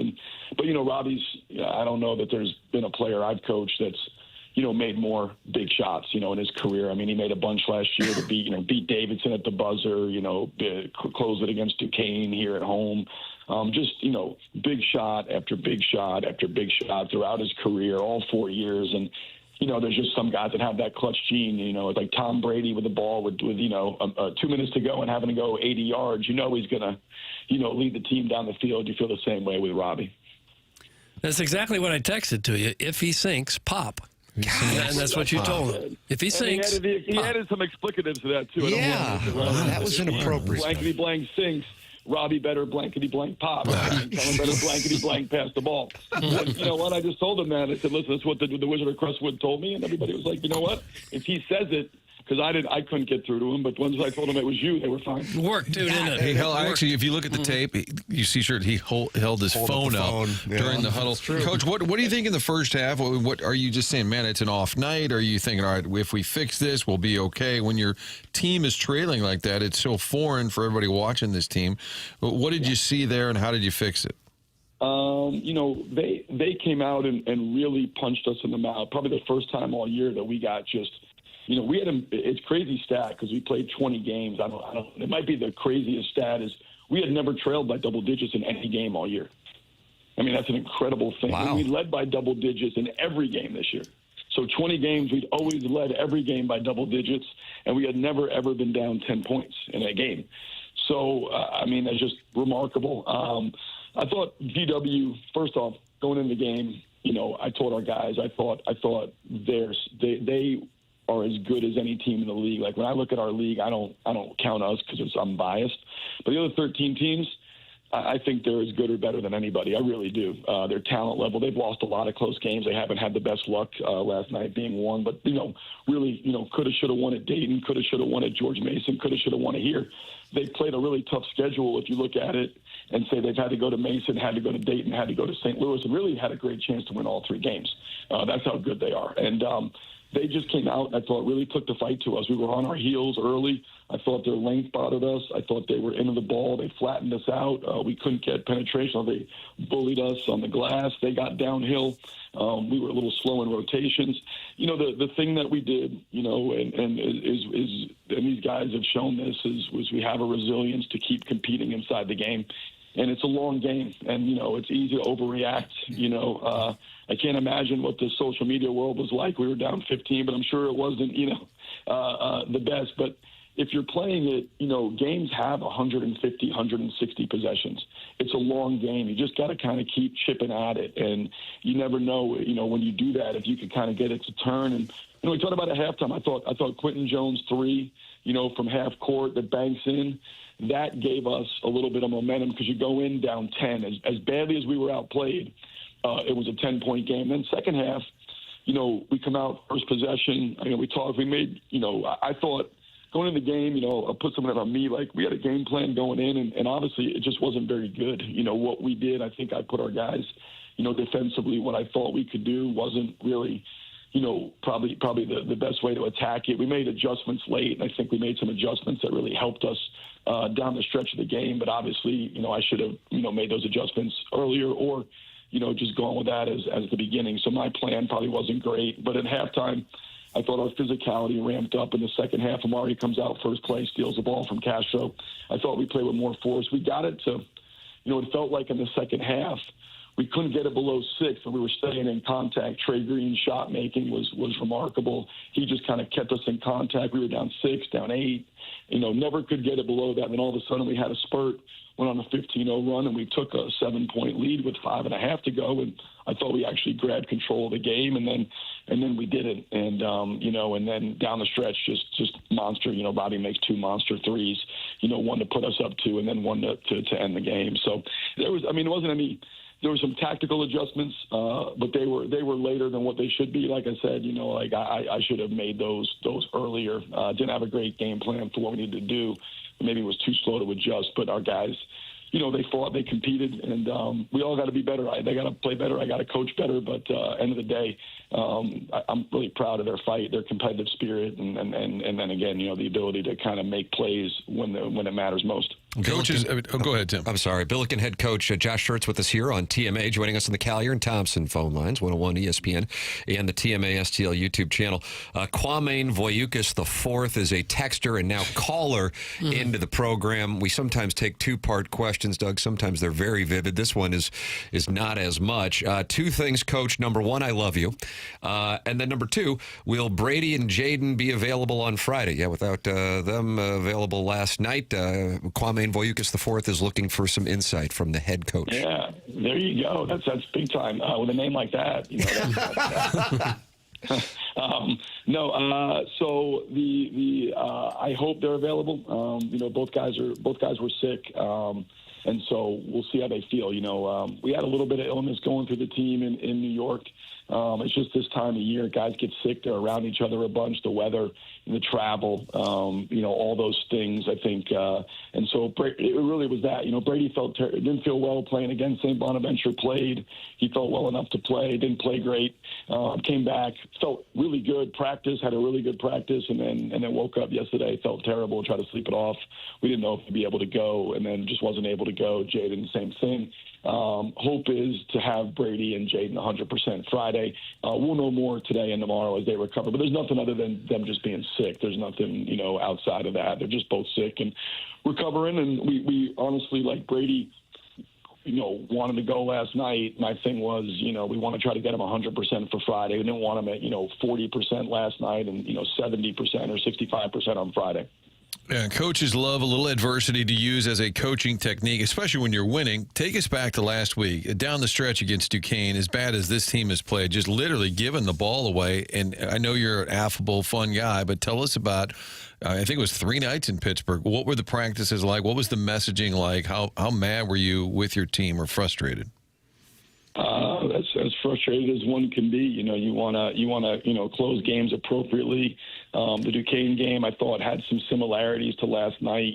Big, physical, athletic team. I thought we didn't, meet the challenge. I thought they really controlled the game, and we came out and found a way to lead at halftime by 2, and then second half we come out and I thought we were terrific to start the second half. Go up 17. Second group comes in, which has been a really good group for us all year, and they cut it to 6. We go back sub, put it back to 14, leads 12 with 4 minutes to go, and it was just a comedy of errors down the stretch. And we were very lucky to win that game. I mean, Duquesne missed a couple layups, a wide open 3. We couldn't have made more mistakes offensively, defensively, threw the ball to them, missed free throws. The free throws you can live with because no one's trying to miss them, but it's the mental errors and the execution errors that were just really disappointing. And we played Tuesday night. We don't usually practice the day after a game, so Wednesday we were in Pittsburgh. We stayed there. It was a choice of either staying in Pittsburgh or going to Olean. So we decided to stay in Pittsburgh for an extra day. And, we had a really, Wednesday we didn't even worry about St. Bonaventure that much. We really dove into film and looked at, what happened, why did it happen, why couldn't we fix it in real time? Why do we get so far away of our identity? It's in sports, when you don't stay in any kind of particular state, you know what I mean? Like it's not you don't arrive at a state and say, okay, we're a great offensive team, a great defensive team, we're this great team. Like, it vacillates, possessions inside of games, game to game. Sometimes you're in stretches in a season where, wins at your back. Sometimes you're in stretches in a season where wins at your face. And that happens for every team. Even when you're 20-1, it still has been that way. We've had times we played really well, times we haven't played quite as well. But long story short, we had a long film session, and then we let the floor open for the guys to talk. And I thought it was a really good. That was probably the best part of the day, was them just honestly, the ownership, the accountability, the ability to step back, look at it and say, yeah, we got the outcome we wanted. We won the game, but that's not who we want to be. That's not how we want to play. That wasn't our identity. That's not the formula for us to do what we want to do. And I thought there was a lot of open, honest dialogue in there. And then we went and walked through at University of Pittsburgh of the St. Bonaventure game plan. And then Thursday, had a great practice at St. Bonaventure, and I thought guys were really dialed in. Our preparation was great, and then we put it to the court. We couldn't have played much better than we did against St. Bonaventure, and that was, and of course you want to be at that as often as possible for as many of the 40 minutes as possible for as many of the 35 to 40 games as possible, and that's what we're striving towards. Is how do we find our best level, and then how do we get there as consistently as possible, knowing it's not a static thing. We love that sport coat, the blue sport coat last night. We got coaches, sneakers and suits week. That was a sharp look, Coach. Are you superstitious? Or are you going to stick with that? Yeah, I'm not. Well, I was trying to get it off at halftime because we were getting our butts kicked. So I was trying to get back to my to the other. But no, it was the coaches versus cancer is always a cool thing, to be a part of, and unlike everybody else, I lost my mom to cancer. So many of us have lost, family members, loved ones to cancer. So, to be a part of that and to do something to bring, recognition to it and to awareness to it, is a big thing. And so, but no, I'll try to maybe bring out 1 or 2 more sport coats this year. We'll see what I can do. My body's not really designed for the sport coat world, I'm more of a loose-fitting sweater kind of guy. I may look like a male model, like off the rack kind of guy, but and that may be what people perceive. That's the way I perceive it. But the reality is, it's not as easy as I make it look. I'll say that. Well, that probably answers my next question. I had proposed earlier. I have a lot of ideas, Coach, and my wife told me it doesn't mean they're good ideas, but I have a lot of ideas. And I said it's the Blizzard game, all the white. I said maybe Coach could wear a full white suit, kind of like John Travolta in Saturday Night Fever, and it was was suggested that people have our similar builds maybe shouldn't do that. Any thought of a full white suit on Friday? I think I would look like the abominable snowman. So that would be, I don't know if that would be I don't know if that would distract our people or bring, I don't know what would happen if I brought that out. They, that would be, that Patino does it. He can pull it off, but John Travolta could pull it off. I'm not sure. That I could, I can maybe give it a whirl, see what. Well, if you don't, I will. How about that? There we go. We got a deal. I like that. If you do it, I might. If someone wants to buy me a white suit between now and Friday, we'll see what happens. How fired up are you for the fact that it's a sellout and a lot of talk about Friday night and coming down to Schertz Arena? Yeah, how cool is that? I thought, and I said it in the post-game presser, but our fans were amazing last night. Like that was, I only have, a year, not even 2 full years experience. It's not like I have a great gauge of, Schertz history, but in my time at Schertz, that was the loudest I've ever heard it, in the second half. Like it was amazing. Fans, last night put the wind at our back, and they did it. We were down. It wasn't like, we waited until we took the lead. Like they were able to get us there, put the wind at our back, and really, helped us get. I really don't think we win the game last night without the energy that our fans brought. So I can't wait for Friday. I know, we're going to be playing a Dayton team that's lost a couple. They're going to be desperate. It's a big game for them. They can certainly put themselves right back in the mix with a win here. We're going to do everything we can to prepare well the next 2 days, and then we got to put on the court Friday. But we know the rivalry. We understand, the magnitude of the game, and I know our guys are chomping the bit. I think it's about having some great preparation Wednesday, Thursday, and then you got to put on the court Friday. And I know, like I said, we're going to get their best punch for sure. And the only thing we can do is deliver ours, and we got to deliver our best punch. Didn't do it last night. Like I said, we didn't play great, but we competed great, and we fought great, and we hung in great. And, there's value in that in the season. You're not going to be like I said, you're not going to be at your best every night. But like Duquesne, like this game, against GW, can you find a way to win when you don't have your fastball and you're playing a really good team? And Duquesne's a really good team. GW is a great team. We were able to find a way to win without our fastball last night, but love to have our fastball on Friday here in front of our home fans. Yeah, it's going to be one hell of a scene on Friday night at St. Louis University. Schertz Arena, Billikens in Dayton, the Blizzard game, and it is now a sellout as people around town and certainly around the country are paying attention to what is going on in Midtown. Josh Schertz with us here on TMA. Doug will take vacation. Coach Schertz will come in and host, and that's something to look forward to as well. I'll leave a little Post-it note that says, if he sinks, pop. Wow. Just to keep that in his mind, to know that might work again. You know what? I'll keep that, the 3 flat spacing you come up with, and then sink pop. I really like where your head's at with these things. Just trying to help. That's why you're, that's it. You could do that. You could send those notes from vacation, though, to give me a chance to set my game up, get in the studio a little more, work on my craft as well. You can, you obviously can do both. I've got to develop the coaching craft, but certainly I want to get in and get my radio craft on. Yeah, it's so important to really learn this craft. Just have a backup plan. Absolutely, because you never know. You have to maybe wear a sport coat, because we talked about that. So I don't have to wear a sport coat. No. Martin's going to wear it now. On no, it's been said on this forum here, because they can zoom in on these cameras, that I appear to be dressed as if I were homeless, or that I think Joe Buck once said Martin looks like a victim of a flood. Well, if you could always just superimpose a picture of Brian Kunderman. The dish. That's what you need to do.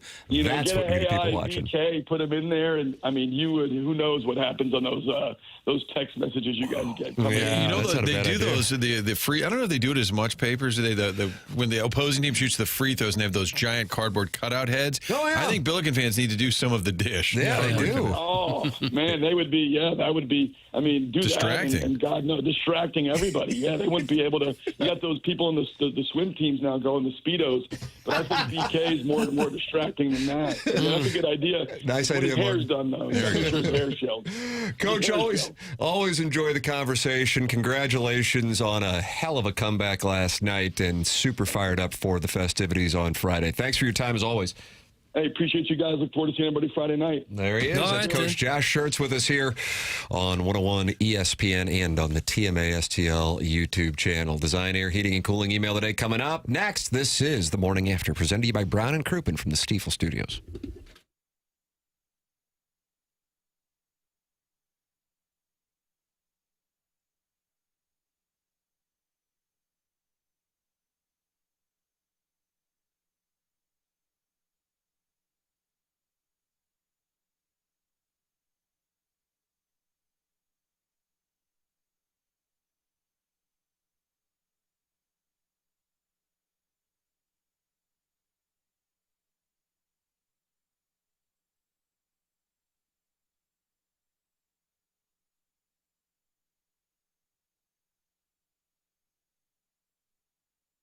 With the cold snap, and it's not going away anytime soon, start thinking about a trip to Florida. Start thinking about warmer climates like Fort Lauderdale, or go down to Orlando. Maybe go out to Vegas, Destin. They've added Gulf Shores as well. We're talking about our friends at Mid-America's St. Louis Airport. FlyMidAmerica.com. That is the website where you can book your flight. Allegiant Flights, talking about convenience. Pricing's great. And when you fly out of Mid-America's St. Louis Airport, it's real simple. You park right in front, walk into the terminal. They say you're at your gate. It's like less than a half hour. I think it's like 20 minutes. You park, go in, through security, at the gate. Convenience, not a word you hear often these days. We're talking about air travel. You get that at Mid-America's St. Louis Airport. They just keep expanding, keep adding flights. But right now, get online. Book the trip to Gulf Shores or Destin or Lauderdale or Sanford, Orlando, Las Vegas. All of that right now at Mid-America Airport. Great deals all the time, and especially this time of year, starting to think about spring break. Plan the trip now. Get online and book it at FlyMidAmerica.com.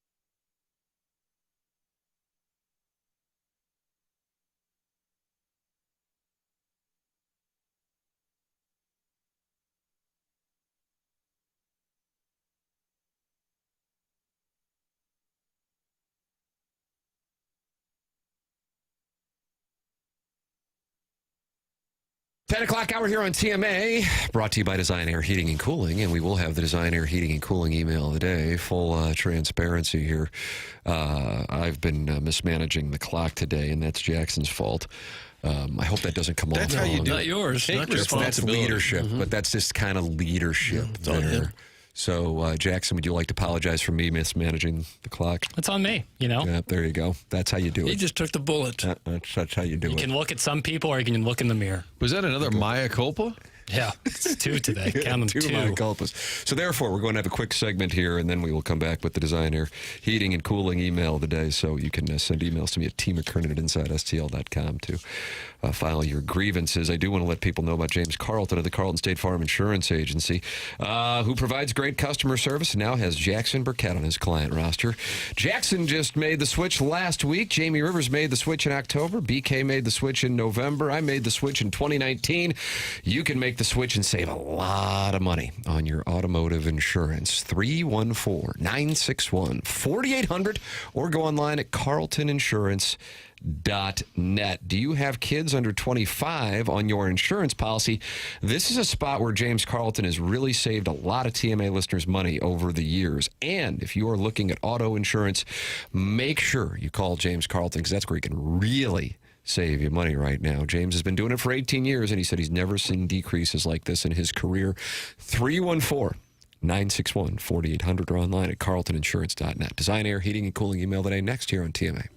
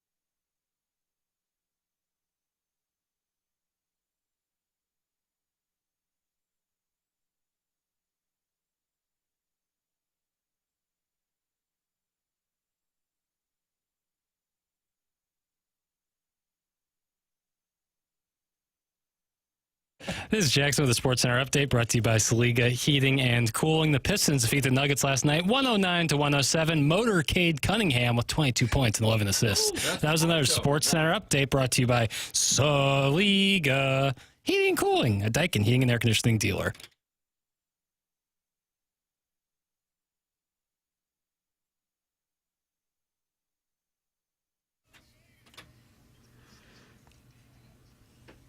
Man, this Jackson.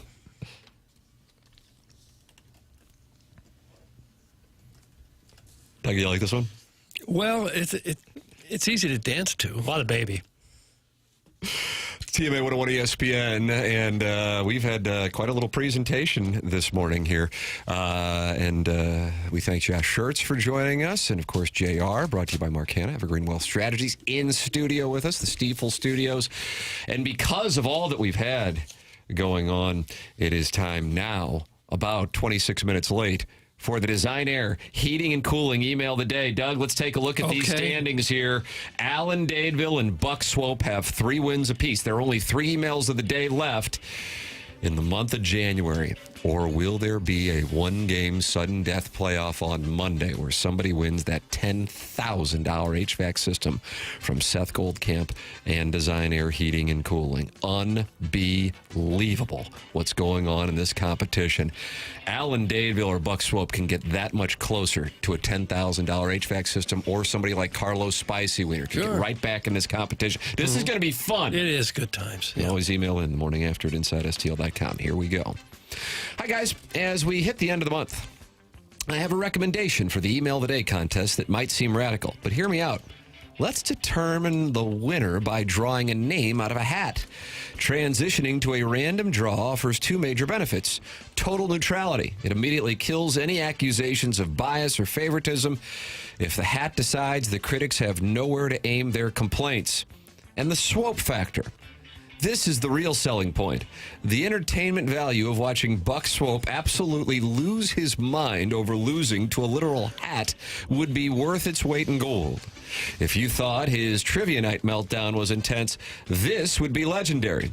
I fully expect him to threaten to burn Hubbard to the ground, and honestly, that's a glorious opportunity that we shouldn't pass up. Let's put the names in a hat and let the chaos ensue. Respectfully, that's from the Hunchback of Vaughn Castle. Hunchback of Vaughn Castle. Misconnections, TMA Live, December 2019. We didn't know it at the time, but we were 3 months away from the furlough era. Is that what it's called? There was a Paleozoic era? Yeah, Jurassic period. First, we'll give you a real big raise. And then next day we put you on furlough. It's a great model. Me, recently married and relocated to the suburbs father-to-be. You, what can only be described as a bizarro world plowsy. You were gone as fast as you arrived, but I was #curious. I oftentimes wonder how it all went down from your perspective. What truly went through your head when your friend called you and asked you to come across the state to a hyper-localized, overpass-adjacent AM morning drive show's live event, all because she arranged Christmas lights on her house in a phallic shape. With money, a handful of half-used gift cards, and a free putting green access, all offered in exchange for her appearance to even out the female-to-walleye ratio to 60-1. A friend who claimed to run an effing forklift for a living, which no one questioned outside of asking how steel-toed boots made her feel about her feet, and just went along with the charade because an actual girl was willing to look in their general direction. Anyways, I've got some follow-ups. I'm currently in Kansas City, so meet me tonight at Power and Light. I'll be re-listening to the segment where Iggy first brought up Grossmutter, prompting Doug to ask him, what did she say when you shot her in the neck? To which Iggy replied, I don't know. Sprechen Deutsch? Sprechen Sie Deutsch. Thank you.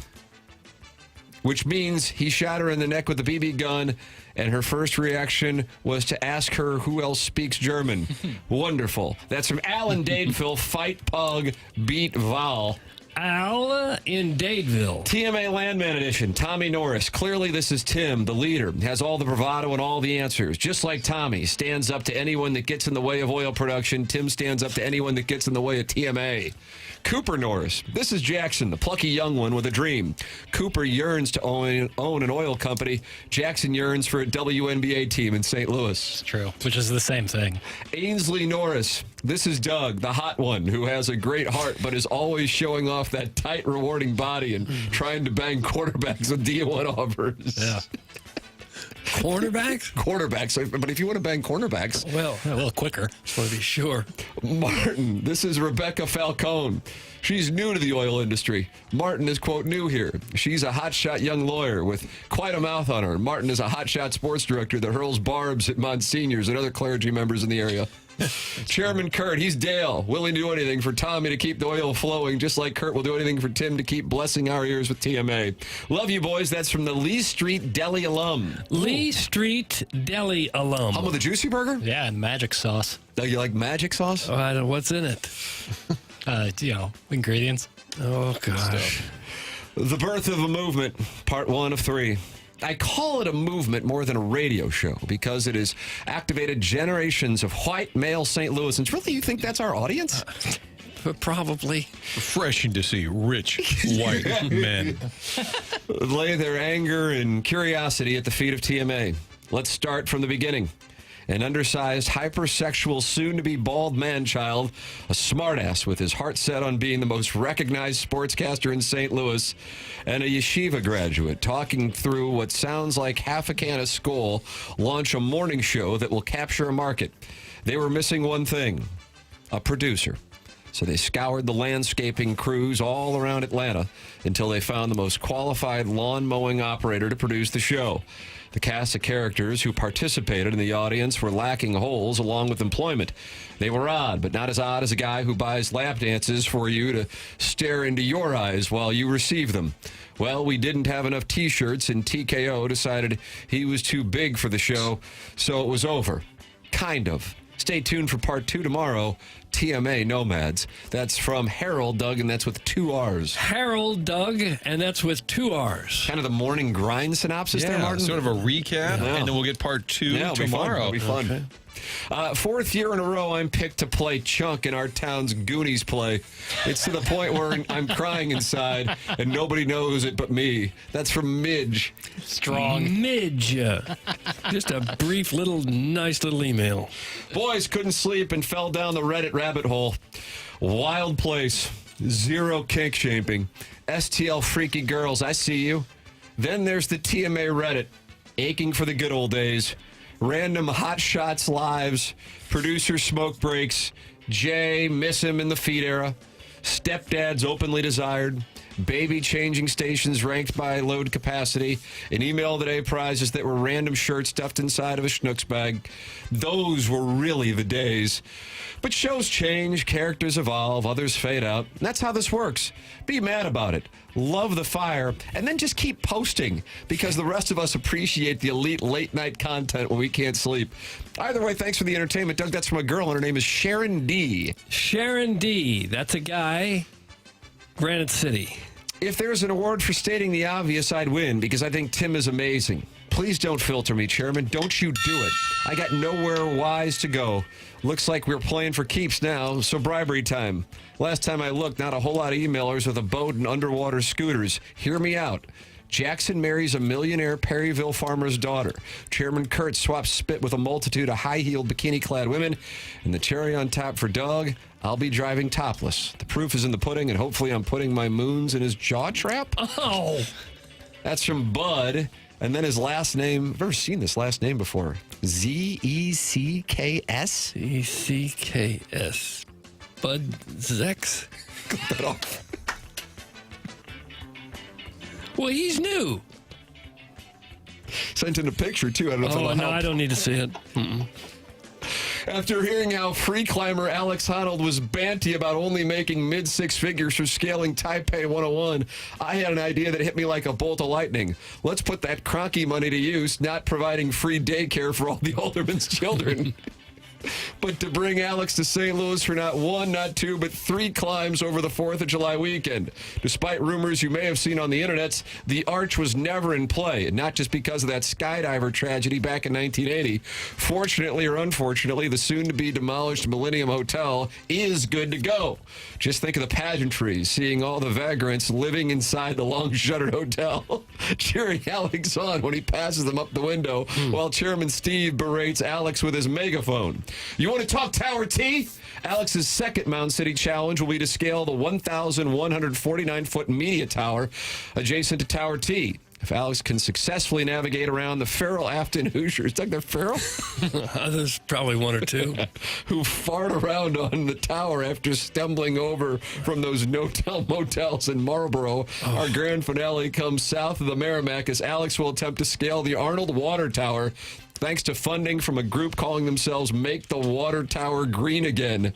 Tentative plans are to stream it all live on Pocket Tube with Ken Strode and Larry Nickel on the call. Now, how that will happen, we haven't quite worked out, but I do believe in it. Doug, that's Buck Swope, DBA, the Recess Ladies Breast. Okay, Buck Swope. And finally, I guess my favorite segment this week was where we discovered live on the air that Lake Placid, New York was located in the United States, even back in 1980. You guys bring that kind of knowledge and cutting analysis to these airwaves every day. And I say that with the same level of confidence as Iggy when he proudly proclaimed his unique ability to dominate cakewalks, which are essentially random number generators with a sweet diabetes reward. That's from Shooter McGavin, the Vice President of Logistics. How exactly does a man approach another man to ask him to deliver a swirly? And that's what we have for the Design Air Heating and Cooling email of the day. We will vote. We will place our votes in a secret ballot, and we will announce the winner coming up at 10:55. Doug, you could tell us, though, about the Callier and Thompson phone lines. I could. These are people that you're going to want to know if you're going to want to spruce your house up. And sooner or later, your house starts to look dated. Maybe you don't want to move. You love the neighborhood, the school district. The neighbors are all great, but the house is tired and looking old. Well, Callier and Thompson can step in and change all that for you. They've been doing it in St. Louis since the 1950s. They do it better than anybody. They've got people that have been with them for many, many years. A lot of people are having their kitchens redone. You don't have to redo the entire kitchen if you don't want to. You could just do a piece of it. You know, they sell high-end appliances. They've got a paint department there. If you just want to do half the kitchen now or a portion of the kitchen and do some of it later, they do that kind of thing all the time. So don't feel like you have to take on a major project for Callier and Thompson to be your go-to people. Hard to know who you can trust to be in your home, who's going to be there to back up the work. That's where Callier and Thompson shines. They stand behind every job that they do. During the process, always going to be available for you. If something doesn't go quite right, you need them to come back later. They're happy to do that. They just want to make sure that you are extra happy with the work that they do, and I'm sure that you will. Go out to their showroom on Manchester and Baldwin next to Uncle Bill's Pancake House. Walk around, see the many kitchen displays, the bathroom displays they have there. Get some ideas. You're going to love what they do at Callier and Thompson. Everybody does. Callier and Thompson, come home to quality online at collierandthompson.com. This is The Morning After, presented to you by Brown and Crouppen on 101 ESPN and the TMASTL YouTube channel.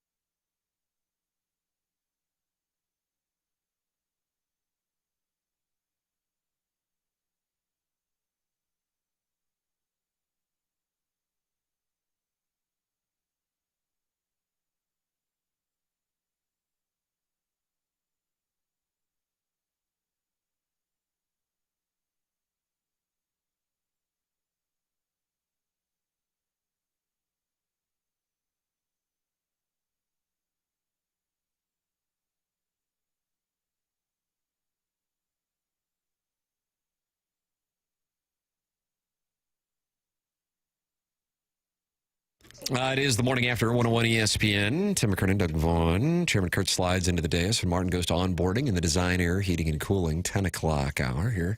As we broadcast from the Stiefel Studios, it is the morning after, presented to you by Brown and Crouppen, and it is our pleasure to welcome to the program on the Collier and Thompson phone lines the owner of Varsity Communications, which presents the St. Louis Golf Expo this weekend. Dick Stevens with us here on 101 ESPN. Morning, Dick. How are you? I'm doing great, guys. I appreciate it. We're so excited to be back in St. Louis again. Yeah, it is coming up this weekend, January 30th through February 1st at the St. Charles Convention Center. All kinds of great things for St. Louis area golfers to get ready for the warm weather, which isn't that far off as we sit here in late January, just a couple months away from springtime. What can people expect at the St. Louis Golf Expo this weekend?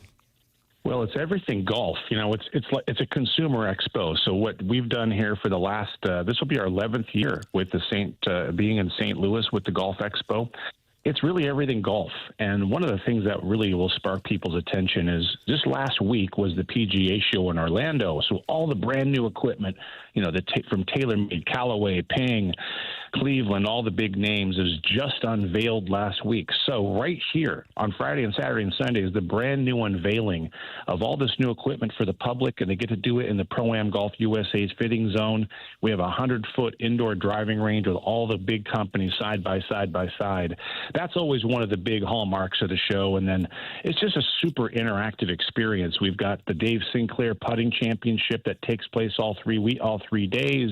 We've got chipping, we've got simulators, and 100 exhibitors from golf courses, resorts, equipment, over 10,000 square feet of golf shops in here with product priced to move. It's a total blast. Yeah, it's an incredible opportunity if you love the game of golf to check out all of the different things going on at the St. Charles Convention Center this weekend. It's January 30th through February 1st, and you also can get lessons from Elevate golf instructors. And Doug, I know people wonder why I'm one of the greatest ball strikers to ever play. Well, I don't know. And you can attribute that to the guys and ladies out at Elevate in Lake St. Louis, and they will be at the St. Charles Convention Center this weekend. St. Louis Golf Expo, January 30th through February 1st. You can learn more and get special tickets, which are available at STLGolfExpo.com. A wonderful opportunity this weekend to take it all in, as the golf season is not far off. Those are wonderful words to say. Check it all out at the St. Charles Convention Center this weekend, January 30th through February 1st. Special tickets are available at STLGolfExpo.com. Dick, we appreciate it. Thank you so much for joining us, and thank you for bringing the Golf Expo to St. Louis once again. Well, 101 ESPN's been with us forever. You guys are great partners, and check out the website for all the front door bonuses. We have about 15 things people will get when they walk in, so take advantage of it. We hope to see both of you guys out at the show. We'll get you in the simulator. Looking forward to fun. it. Yeah, ball striking clinic. Dick, we appreciate it. Thanks so much. Take care, guys. That's Dick Stevens with the St. Louis Golf Expo, and you get your tickets and all kinds of offers at STLGolfExpo.com. Yeah, I think I am going to go out there this weekend. I could use a new driver. Is that right? Yeah.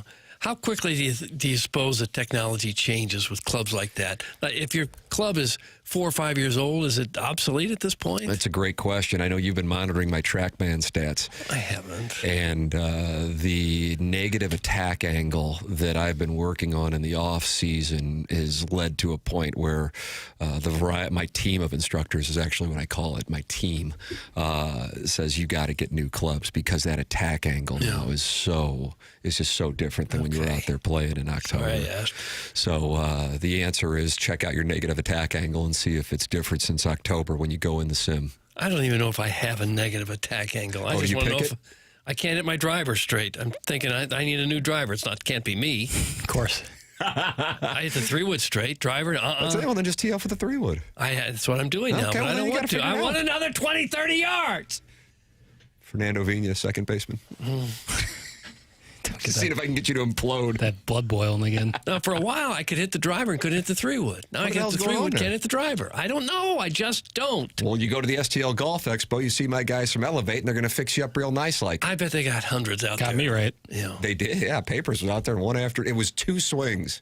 Really? Zach Conlon goes, okay, here's what's going on. I'm going, see, I told you. I said, I don't know what he's going to do. I just know he's going to do something. STLGolfExpo.com. Take a break, come back with more TMA 101 ESPN.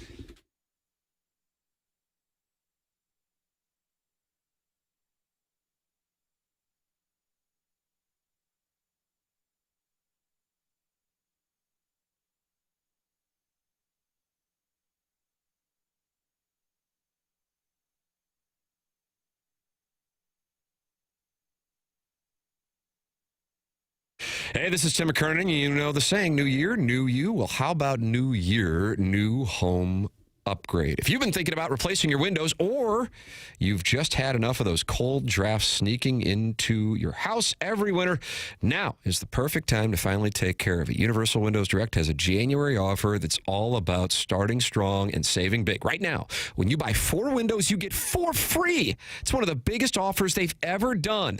And with 0% interest financing for 60 months. But wait, it gets even better.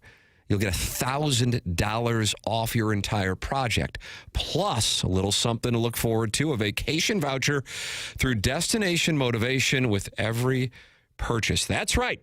You'll go from winter chills to a warm getaway on them. So if you are ready to start the new year by finally checking this off your list, call 314-334-2522 or visit universalwindowsdirect.com to schedule your free estimate. Buy 4, get 4 free, 60 months interest free, $1,000 off, and a warm vacation to look forward to. Like me, you'll be saying, I love my windows.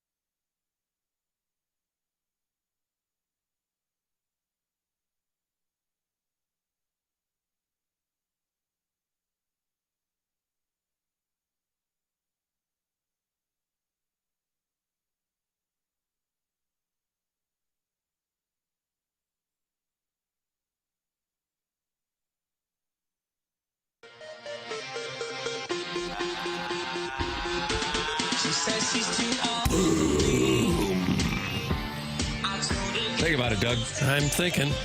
It's TMA 101 ESPN. Okay.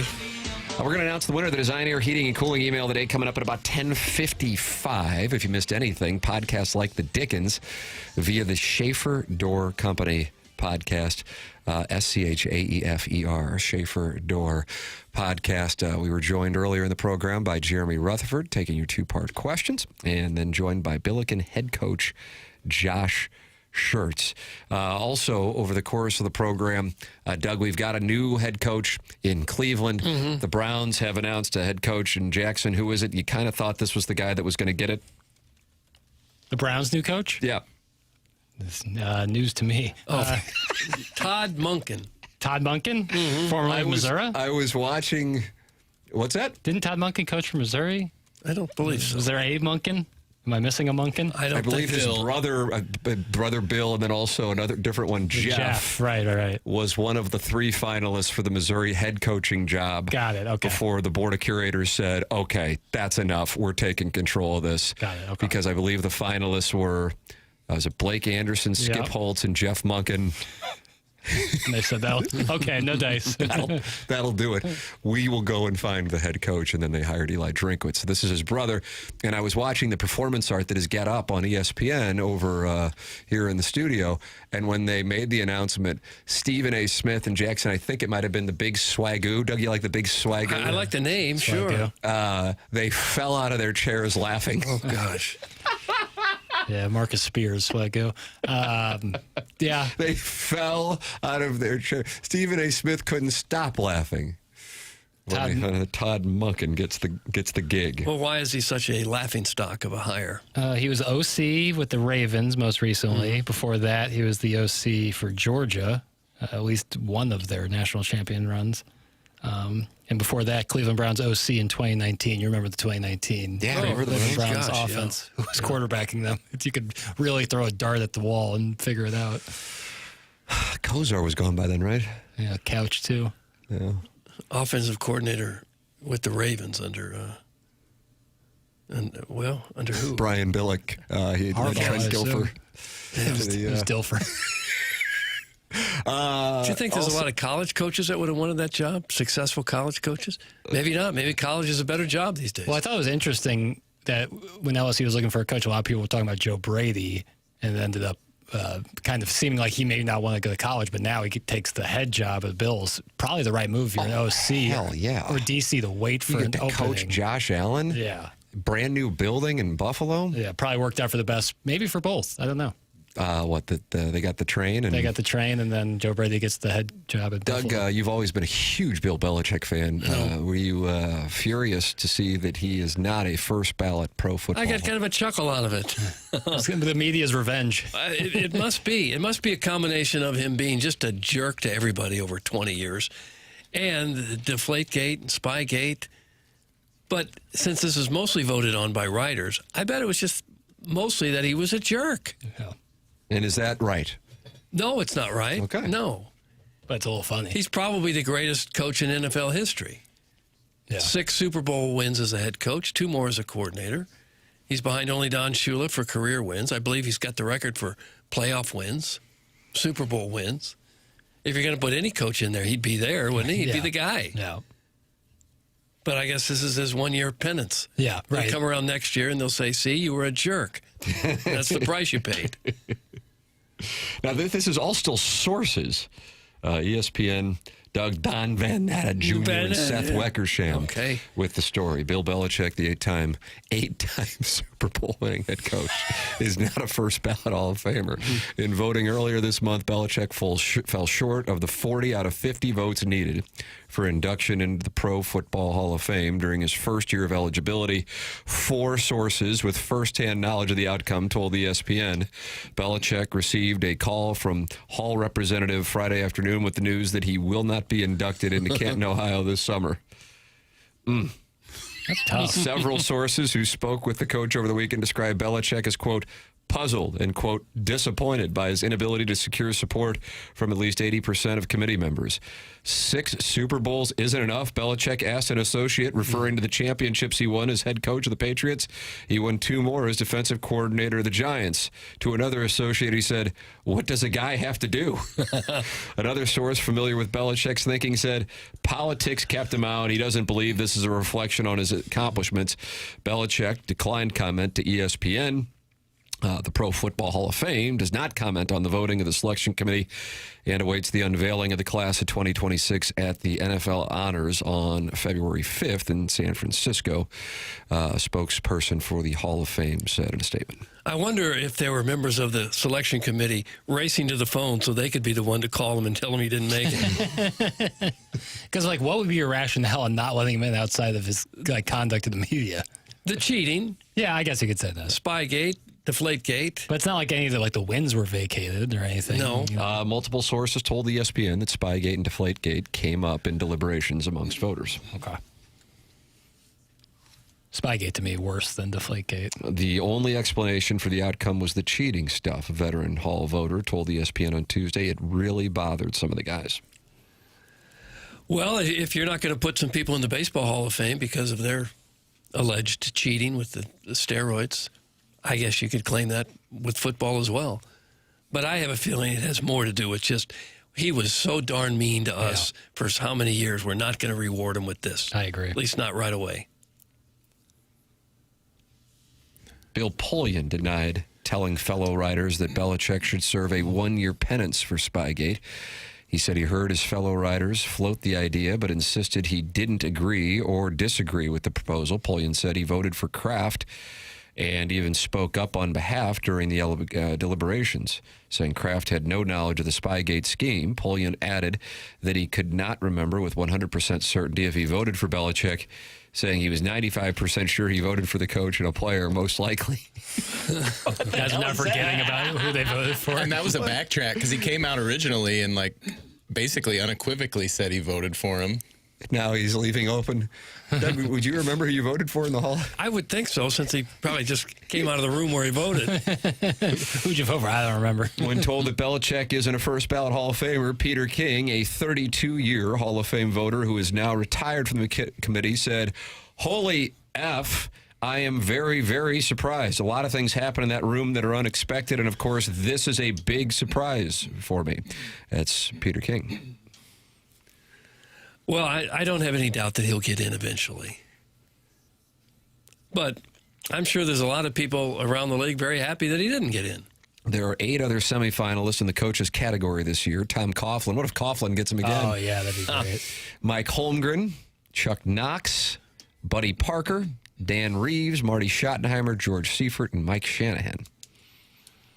Belichick falling short this year means that 3 other head coaching favorites will likely need to wait at least a year for their turn. Shanahan, Coughlin, and last year's coaching finalists who fell short, Holmgren. Peter King said it pushes all these coaches back a year. You have to ask yourself, what does the coaches committee do next year? Are they going to again advance Belichick? Wouldn't it be embarrassing if they don't? This decision has a major impact beyond just 1 year. It's Peter King. So there you go. So I guess that means no coach goes in this year. Well, is that what they're saying? Definitely? Yeah. None of the coaches got in? Because now Belichick will get in this year. No, I guess. Well, I'm enjoying it for now that he didn't get in. There's no doubt that his credentials make him, if not the best NFL coach of all time, certainly right up there with One him. of the 3 best. Yeah. Andy Pants wants a piece of your ass, Chairman Kurt. What's up with him? So do you guys only accept emails from the same people all the time? So that's how you get a winner? Because somebody can win more than once? That's from Andy Pants. There was a new entry in there today. Lee Street Deli alum. Oh. So Andy Pants, to answer your question, Chairman Kurt saying no, that is not correct. And what do you say? Be better, not bitter. Got that from Joe. Yeah. We will announce the winner of the Design Air Heating and Cooling email of the day coming up in the next segment. Doug, but before we do that, you're going to tell people about Mark Milton, STLTaxLawyer.com. Well, there are some people that are bitter and not bitter because of their tax situation. Maybe they didn't file a tax return, or you just messed it up completely somehow, and now you're deep in debt to the IRS, and you're facing big legal problems. Well, Mark Milton is a guy here locally that can help with all of that. If you've got unfiled tax returns, tax liens, bank levies, wage garnishments, anything like that, heaven forbid an IRS criminal investigation, and you're facing a godforsaken tax man alone right now, don't do that. Mark Milton is here to help. You should contact him at stltaxlawyer.com. Mark started his legal career with the Department of Justice in Washington, D.C., where he represented the IRS in tax cases throughout the country and received the DOJ's Outstanding Trial Attorney Award.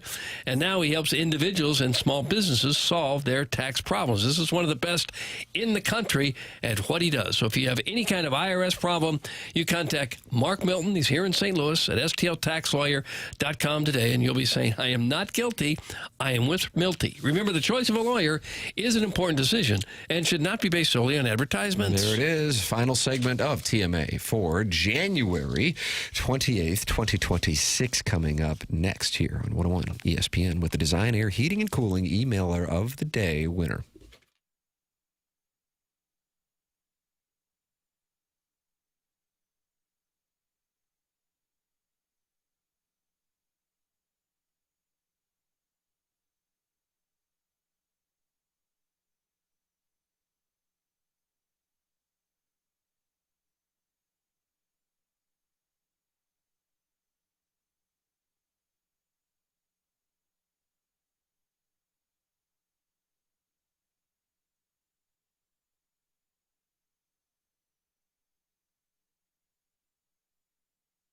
Michael's Flooring's been family and locally owned for over 30 years. Michael himself takes great pride in helping and making sure that his employees are happy and making a great living.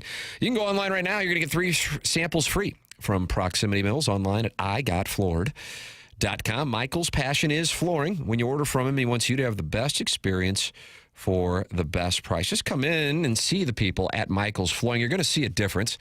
They want to make sure they suggest the best thing for you, not pushing what corporate's telling them they have too much of.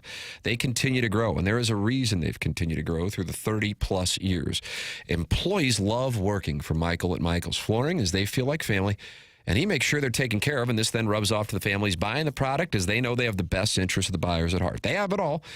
And then carpet, it's awesome, and it's back, so that's an option for you as well. They have so many varieties of all flooring and have 3 easy-to-get-to locations in St. Louis. They're in Creve Coeur. They're in Garden Prairie. They're in St. Peters. Come see why people are loving getting floored by Michael. Make sure you visit igotfloored.com.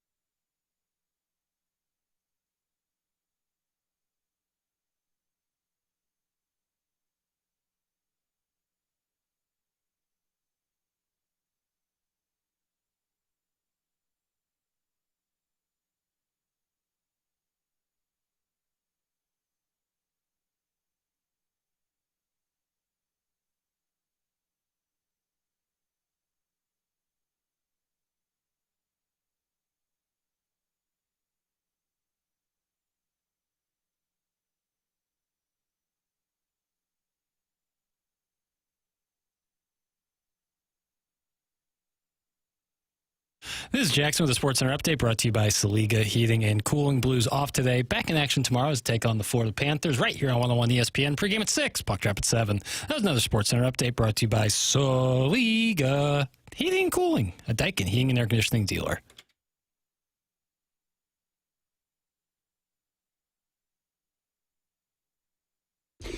Well, Doug, here we go. This is it. All right. I mean, there's only 3 more Design Air Heating and Cooling email the day winners for the month of January. Allen, Dadeville, Buck Swope tied at 3 apiece. We've got the incel from the other end of the couch with 2 wins, a bunch of people with 1 win. Okay. Huge moment here because at this point, if you don't win today, you can't catch. No, you can't. Allen, Dadeville, or Buck Swope. No. So now we're starting to eliminate people. Now it's a college football playoff committee selection show. Ladies and gentlemen, with the winner for January 28th, 2026, it's my pleasure to introduce you to you, Jackson Burkett. Well, we might have a Cinderella run still out there because a new winner has been crowned today. So maybe if they make a little run here, they can force the playoff. Midge. Midge has won. Another female listener is in the mix. And it shows you don't have to write a 6-paragraph essay to get the job done. A couple of sentences. And she was frustrated by the fact that she was chosen to play Chunk in her town's in edition of the Goonies play for the 4th straight year. Something like She's that. crying inside. Nobody knows it but her. I don't know how that would translate to the stage. Tony Rich Goonies. project. I don't know. I'm not saying it would be bad. It's just interesting. And then running Maybe Midge just does a great job interpreting Chunk. Chunk's the one who did the truffle shuffle. Yeah. Tough spot. Ran into problems with the Fratellis, that and Ramsey. Is that right? Yeah. Okay. Going mama from the train. Am I right on that? I don't even know what you guys are talking about right now. Chunk and well, congratulations to Midge. So at this point now, you got to be somebody who's already won once in the month of January to win the $10,000 HVAC system from Seth Goldcamp and Design Air Heating and Cooling. So we'll find out, Doug, tomorrow, the penultimate. Just say next to the last. Penultimate Design Air Heating and Cooling email of the day for the month of January. I don't know. We might have a 3-way playoff when it comes around on Monday. This thing's up for snatch grabs. It's fun. Yeah, BK and Ferrario are up next for Jackson Burkett. For Chairman Kurt, for Martin Kilcoyne, for my brother Kevin, for Douglas Elvin Vaughn, I'm Tim McKernan. This has been The Morning After, presented to you by Brown and Crouppen on 101 ESPN and the TMA STL YouTube channel from the Stiefel Studios.